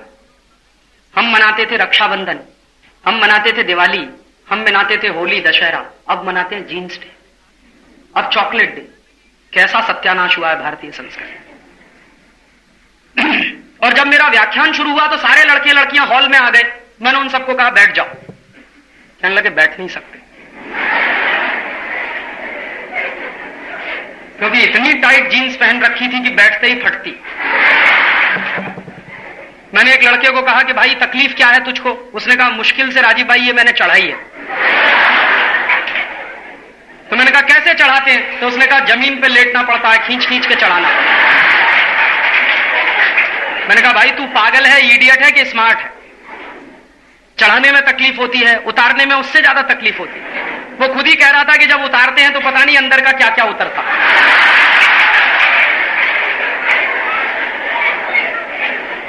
चढ़ाने में मुश्किल, उतारने में मुश्किल, धोने में मुश्किल, सुखाने में मुश्किल, प्रेस करने में मुश्किल, हर जगह तकलीफ ही तकलीफ है। क्यों पहनते हैं फिर इसको?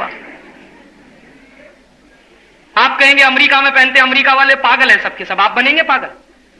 यूरोप के लोग पागल हैं, आप पागल बनना चाहते हैं।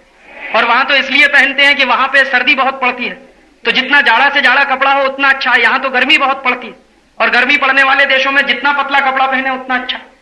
इसलिए बेवकूफी मत करिए, जीन्स वीन्स पहनना बंद। और किसी भी स्कूल कॉलेज में ये जीन्स डे नहीं होगा, वैलेंटाइन डे नहीं होगा, रोज डे नहीं होगा, चॉकलेट डे नहीं होगा। ये भारतीय संस्कृति के ठीक उल्टी बातें हैं, ये सब बंद कराइए और भारतीय संस्कृति के काम करिए, भारतीय संस्कृति के अनुरूप काम करिए। आप लोग फिर पूछेंगे क्या पहने? मेरी बात अगर माने आप तो खादी पहने ज्यादा से ज्यादा। और खादी क्यों पहने? एक बार लोकसभा में एक सवाल पूछवाया था मैंने एक एमपी के माध्यम से। एमपी से मैंने ये कहा, मेरा एक दोस्त है, मैंने कहा कि सरकार से पूछो एक साल में कितनी खादी बिकती है पूरे देश में। तो सरकार के मंत्री ने जवाब दिया 1%, ओनली 1%। पूरे देश में 99% दूसरा कपड़ा बिकता है, खादी 1% बिकती है।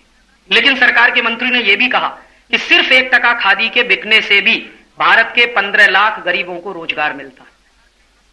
तो मैंने एक दिन सोचा कैलकुलेशन करके देखा जाए कि अगर 1% खादी बिकती है, 1% खादी बिकती है, तो 15 लाख लोगों को रोजगार मिलता है। अगर 100% खादी बिके तो, 100% खादी बिके तो 1500 लाख गरीबों को रोजगार मिलेगा, माने 15 करोड़ गरीबों को रोजगार मिलेगा। और 15 करोड़ गरीबों को अगर रोजगार मिलता है, कोई ऐसा कपड़ा इस देश में बनता है, तो जरूर उसी को पहनिए। अब मुझे समझ में आता है कि महात्मा गांधी क्या कहते थे। गांधी जी कहा करते थे कि अगर इस देश के सब लोग खादी पहने तो भारत में कोई गरीब नहीं रहेगा। तो भारत की गरीबी दूर करनी है तो खादी पहनिए। और खादी में आप क्या क्या कर सकते हैं? साल में आप कुछ जोड़ी कपड़े खादी के पहनिए, कुर्ते पजामे के रूप में। कुछ कपड़े ऐसे भी हैं, जैसे टॉवल है, खादी का ले लीजिए, रूमाल है, खादी के ले लीजिए, पर्दे बनाने हैं आपको, खादी के ले लीजिए, सोफा सेट का कवर बनाना है, खादी का ले लीजिए, बेडशीट चाहिए आपको, खादी का ले लीजिए, ओढ़ने के लिए चाहिए तो खादी का ले लीजिए। माने जितना ज्यादा से ज्यादा खादी की बिक्री बढ़े, उतना ही हिंदुस्तान के लोगों को रोजगार बढ़े। और उसी दिन से मैंने खादी पहनना शुरू किया। तो मैं आपको भी निवेदन करता हूं कि आप भी ज्यादा से ज्यादा खादी पहने। हम ही हमारे देश के लोगों का बनाया हुआ कपड़ा नहीं पहनेंगे तो कोई परदेशी नहीं पहनने वाला। और खादी की बिक्री जितनी बढ़ेगी, कपास का दाम उतना ही मिलेगा किसानों को, क्योंकि ये कपास पैदा करने वाला जो किसान इस देश में है, उसके कपास से ही खादी का कपड़ा बनता है। और खादी का कपड़ा ज्यादा से ज्यादा बिकेगा तो कपास की बिक्री ज्यादा से ज्यादा बढ़ेगी, तो किसान को भी दाम मिलेगा। तो भारत के किसान का भला होगा, भारत के मजदूरों का भला होगा, इस देश के गरीबों को रोजगार मिलेगा। और एक आपसे और निवेदन है कि हम लोग ये जो परदेशी कंपनियों का बहिष्कार कर रहे हैं, अमेरिकी कंपनियों का पूरी ताकत से बहिष्कार कर रहे हैं, इसके साथ साथ एक काम और करिए, अमेरिकी बैंकों का बहिष्कार करिए। मेरा निवेदन यह है, वैसे तो शायद मुझे उम्मीद नहीं, लेकिन फिर भी मैं आपसे यह कहना चाहता हूं, जानकारी के लिए, ध्यान रखने के लिए, कि आपके किसी दोस्त का या आपका सिटी बैंक में कोई खाता हो तो उसको तत्काल बंद करें। हमें सिटी बैंक में अपना कोई खाता नहीं रखना। स्टेट बैंक ऑफ इंडिया में रखिए। भारत के तमाम नेशनल बैंक हैं, जो हमारे राष्ट्रीय बैंक हैं या हमारे कोऑपरेटिव बैंक हैं, उनमें अपने बैंक अकाउंट खोलिए, ना कि सिटी बैंक में, अमेरिकन एक्सप्रेस में, एनजेड ग्रुंडलेस में। आपका कोई रिश्तेदार बंबई में रहता है, दिल्ली में रहता है, पूना में रहता है, बड़े शहरों में रहता है, वहां पर सिटी बैंक की ब्रांचेज हैं, अमेरिकी बैंकों की ब्रांचेज हैं। उनके पास अगर सिटी बैंक का कार्ड है, उनका अकाउंट अगर सिटी बैंक में है, तो उनको आप लगातार इस बात के लिए प्रमोट करिए, उनको लगातार इस बात को कहिए कि आप अमेरिकी बैंकों से अपने खाते बाहर निकालें, भारत की बैंकों में ही पैसा रखें। हमें अमेरिका से कोई संबंध नहीं रखना। और इसी तरह से एक काम और करें कि अगर हम अमेरिकी कंपनियों का बहिष्कार करते हैं, सामान खरीदना बंद करते हैं, अमेरिकी बैंकों का बहिष्कार करते हैं, हर साल हजारों करोड़ रुपया इस देश का बचता है। इसी तरह से एक काम और करिए, अमेरिकी टीवी चैनलों का भी बहिष्कार करिए। जो सबसे खतरनाक अमेरिकी टीवी चैनल है उसका नाम है स्टार टीवी, और जो दूसरा सबसे खतरनाक अमेरिकी टीवी चैनल है उसका नाम है ESPN। तो ये स्टार टीवी, ESPN का पूरी ताकत से बहिष्कार करिए। और आपको मालूम है, जब आप स्टार टीवी देख रहे होते हैं या स्टार का कोई चैनल देख रहे होते हैं, ESPN देख रहे होते हैं, तो एक साल में भारत के लोगों के खून पसीने की कमाई का 225 करोड़ रुपया अमेरिका चला जाता है। क्योंकि स्टार टीवी पे चैनल है, ESPN भी पे चैनल। आपको ऐसा लगता होगा कि ये मुफ्त में दिखाते हैं, कोई मुफ्त में नहीं दिखाता, सब पैसा यहां से अमेरिका जाता है। और वैसे भी स्टार टीवी पे आता क्या है देखने लायक? सब फालतू की उल्टी सीधी बातें आती, एक एक से घटिया घटिया सीरियल आते हैं। यूरोप में जो बर्बादी हो रही है, वहां जो सेक्स की वल्गैरिटी है, अश्लीलता है, कामुकता है, वही तो सब दिखा रहे। और मेरी बात माने तो ये सब के सब केबल कनेक्शन ही कटवाइए अपने घर से। ये केबल कनेक्शन रखने लायक नहीं। अगर आप चाहते हैं कि आपके घर में शांति रहे, आपके बच्चे अच्छे तरीके से पढ़ें, उनका मानसिक विकास हो, उनका बुद्धि का विकास हो, तो टीवी बंद कराइए अपने।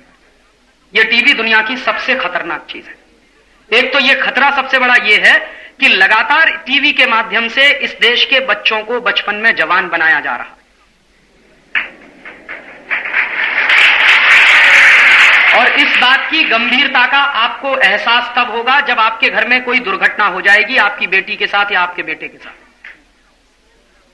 अभी अगर आपको अंदाजा लगाना हो कि टीवी चैनल देख देख कर बच्चे कैसे जवान हो रहे हैं बचपन में, तो अभी इंडिया टुडे आया, हिंदी वाला, और अंग्रेजी वाला भी आया। इंडिया टुडे का अंक पढ़ेंगे आप रो देंगे अंदर से।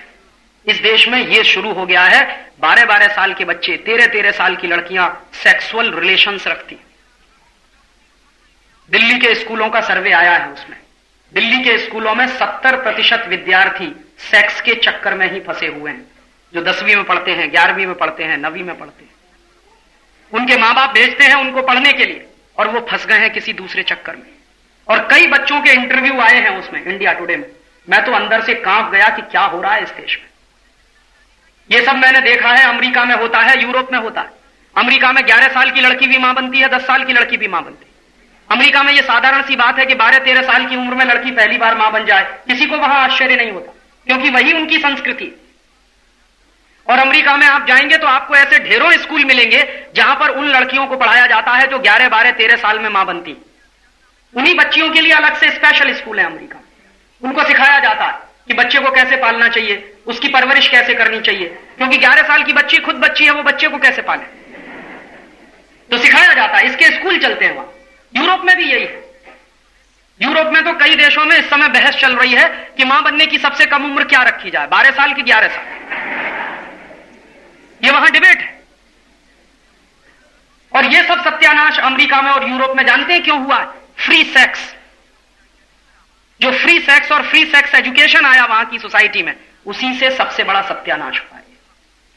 और अब वहां के लोगों को लगता है कि भारतीय संस्कृति बहुत अच्छी है। मेरे बहुत सारे दोस्त अमेरिका में, उनके बेटे बेटियां जवान होने वाले हैं, उनको रात दिन चिंता खाई रहती है कि पता नहीं बेटी का क्या होगा, बेटे का क्या होगा। क्योंकि शादी के पहले वहां पर लड़के लड़कियां प्यूरिटन हो सकें, पवित्र हो सकें, इसकी कल्पना ही कोई नहीं कर सकता। शायद ही कोई ऐसी लड़की आपको अमेरिका में मिले जो शादी के पहले 2-3 बार एबॉर्शन ना करा चुकी हो। हां, इस पे हंसिए मत, गंभीरता है ये। ऐसी लड़की शायद ही आपको मिलेगी अमेरिका में, और यूरोप में तो बहुत ही असंभव है मिलना। और शायद ही ऐसे पति पत्नी मिलेंगे आपको जो एक दूसरे के प्रति वफादार रहते हो। बिल क्लिंटन सबसे बड़ा उदाहरण।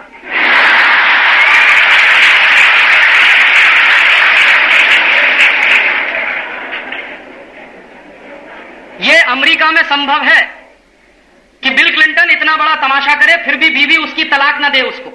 यह अमेरिका में चल सकता, भारत में नहीं चलने वाला है। भारत में एक्स्ट्रा मैरिटल रिलेशंस की कोई परमिशन नहीं है समाज में। यहां एक्स्ट्रा मैरिटल रिलेशन पाप माना जाता है, पर स्त्री गमन पाप माना जाता है, पर पुरुष गमन पाप माना जाता है, और यह सबसे बड़ा पाप माना जाता है। और इसको रोकने के लिए ही भारत के ऋषियों ने, मुनियों ने संयम नाम की संस्कृति विकसित की है कि संयम रखो अपने ऊपर। दूसरे की मां को मां की तरह से देखो, दूसरे की बेटी को बेटी की तरह से देखो, बहन की तरह से देखो। यहां स्त्री स्त्री नहीं है, या तो मां है, या तो बहन है, या तो बेटी है। तो जैसे ही किसी स्त्री को हम स्त्री के रूप में देखते हैं तो एक भाव होता है, और उसको मां के रूप में जब देखते हैं तो तुरंत भाव बदलता है। जैसे ही किसी स्त्री को स्त्री के रूप में देखते हैं तो एक भाव होता है, लेकिन जब उसको बहन के रूप में देखना शुरू करते हैं तुरंत भाव बदलता है। बेटी के रूप में देखना शुरू करते हैं, भाव बदल जाता है। मन में पवित्रता आ जाती है, मन में संयम आ जाता है। और यह पवित्रता और संयम की बहुत पुरानी संस्कृति है भारत की, जिसको तोड़ने की साजिश हो रही है टेलीविजन के माध्यम से। टेलीविजन में आप देखिए जितने सीरियल्स आते हैं, सब सीरियल एक्स्ट्रा मैरिटल रिलेशंस दिखाते हैं। किसी की बीवी किसी के साथ भागी, किसी का पति किसी के साथ भागा, कोई किसी की प्रेमिका को लेकर भाग गया, कोई किसी के प्रेमी के साथ चली गई। यही सब किस्से कहानियां, और उसके लिए मारधाड़, लड़ाई झगड़े, इसकी हत्या करवाना, उसकी हत्या करवाना, इसके खिलाफ साजिश करना, उसके खिलाफ साजिश करना। तो आप सोचिए आप देख क्या रहे हैं? भारतीय संस्कृति की ठीक उल्टी बातें आपको दिखाई जा रही। और स्वाभिमान जैसे सीरियल तो महासत्यानाशी। हमारे देश में कोई भी बहन या बेटी शादी के पहले मां बने तो यह सबसे बड़ा कलंक है। और स्वाभिमान सीरियल में हर लड़की को शादी के पहले ही मां बनता हुआ दिखाते हैं। क्यों दिखा रहे हैं? ताकि भारत के लोग भी बिल क्लिंटन की तरह से करें। यह आपके लिए नहीं संभव है। टेलीविजन में जो कुछ दिखा रहा है वो आप नहीं कर पाएंगे, क्योंकि भारतीय संस्कृति में इसकी परमिशन नहीं। तो आप इसको देखना बंद कर दीजिए। जो आप कर नहीं सकते उसको देखने से कोई फायदा नहीं, सिवाय मन में कुंठा पालेंगे। और कुंठा इतनी बढ़ती चली जाएगी कि एक दिन इस देश में ऐसी भी नौबत आ सकती है, जैसी अभी मैंने पढ़ा एक दिन अखबार, तो मेरी तो आत्मा कांप गई। उस दिन सांगली नाम के एक गांव में एक 18 साल के लड़के ने 12 साल की लड़की को चाकू घोंप के मार दिया। क्यों? उस अमृता देशपांडे नाम की लड़की का कसूर क्या था?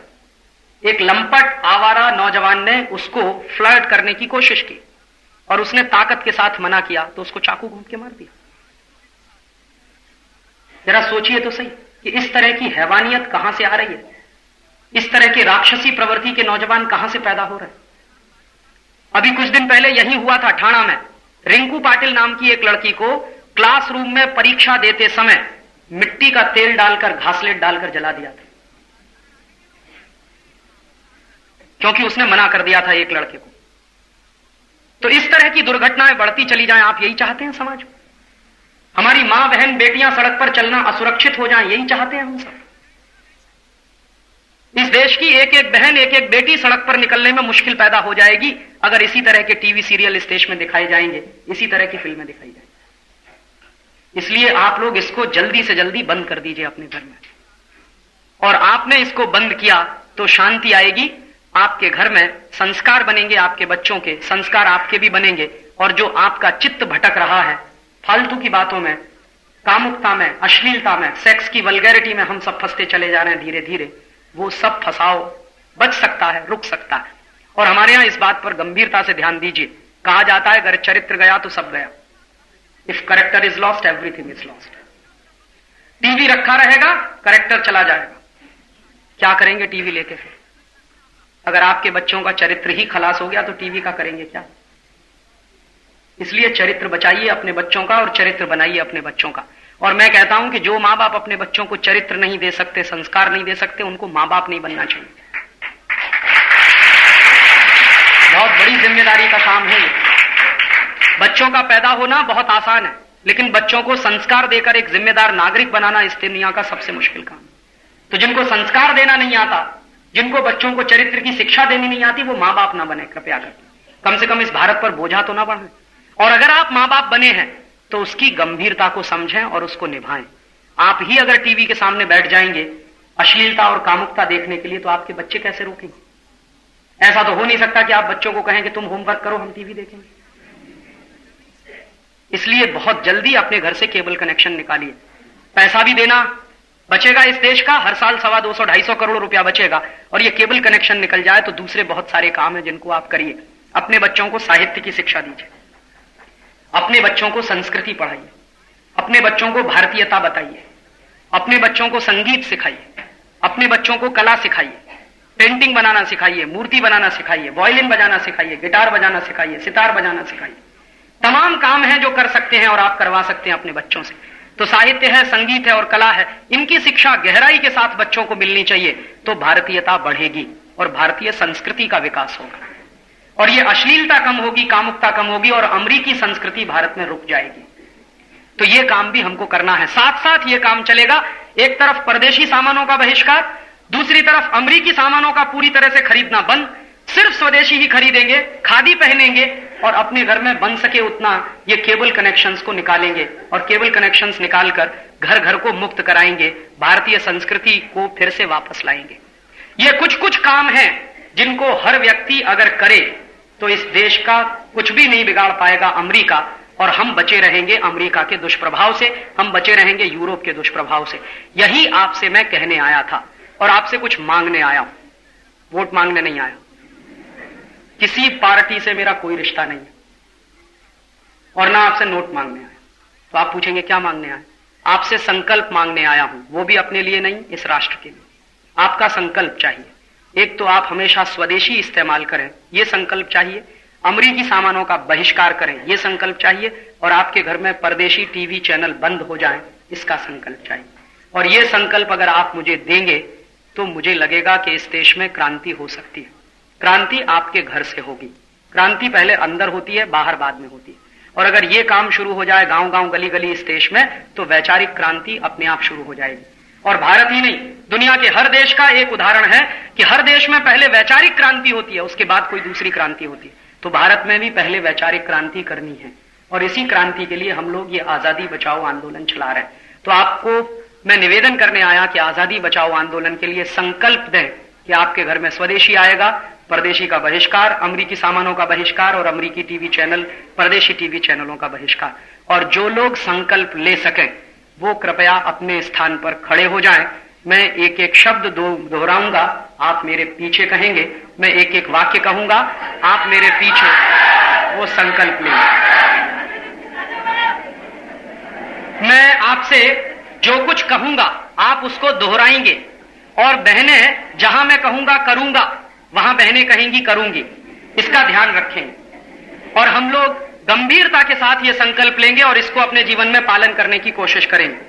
बोलिए, मैं संकल्प करता हूं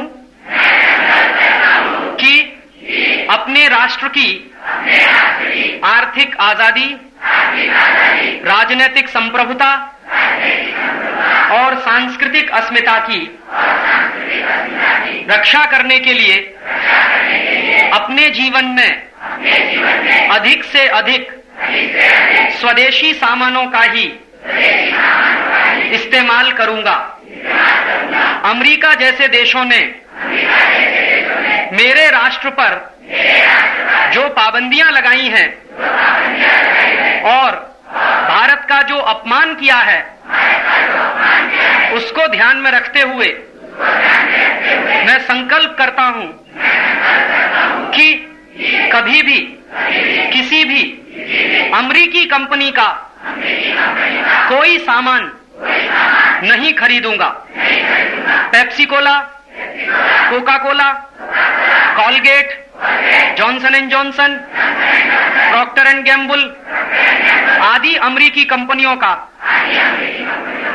पूरी ताकत से बहिष्कार करूंगा। अपने राष्ट्र की सांस्कृतिक अस्मिता को बचाने के लिए मैं संकल्प करता हूं कि परदेशी टीवी चैनल और सिनेमा का यथाशक्ति बहिष्कार करूंगा। बहुत आभार।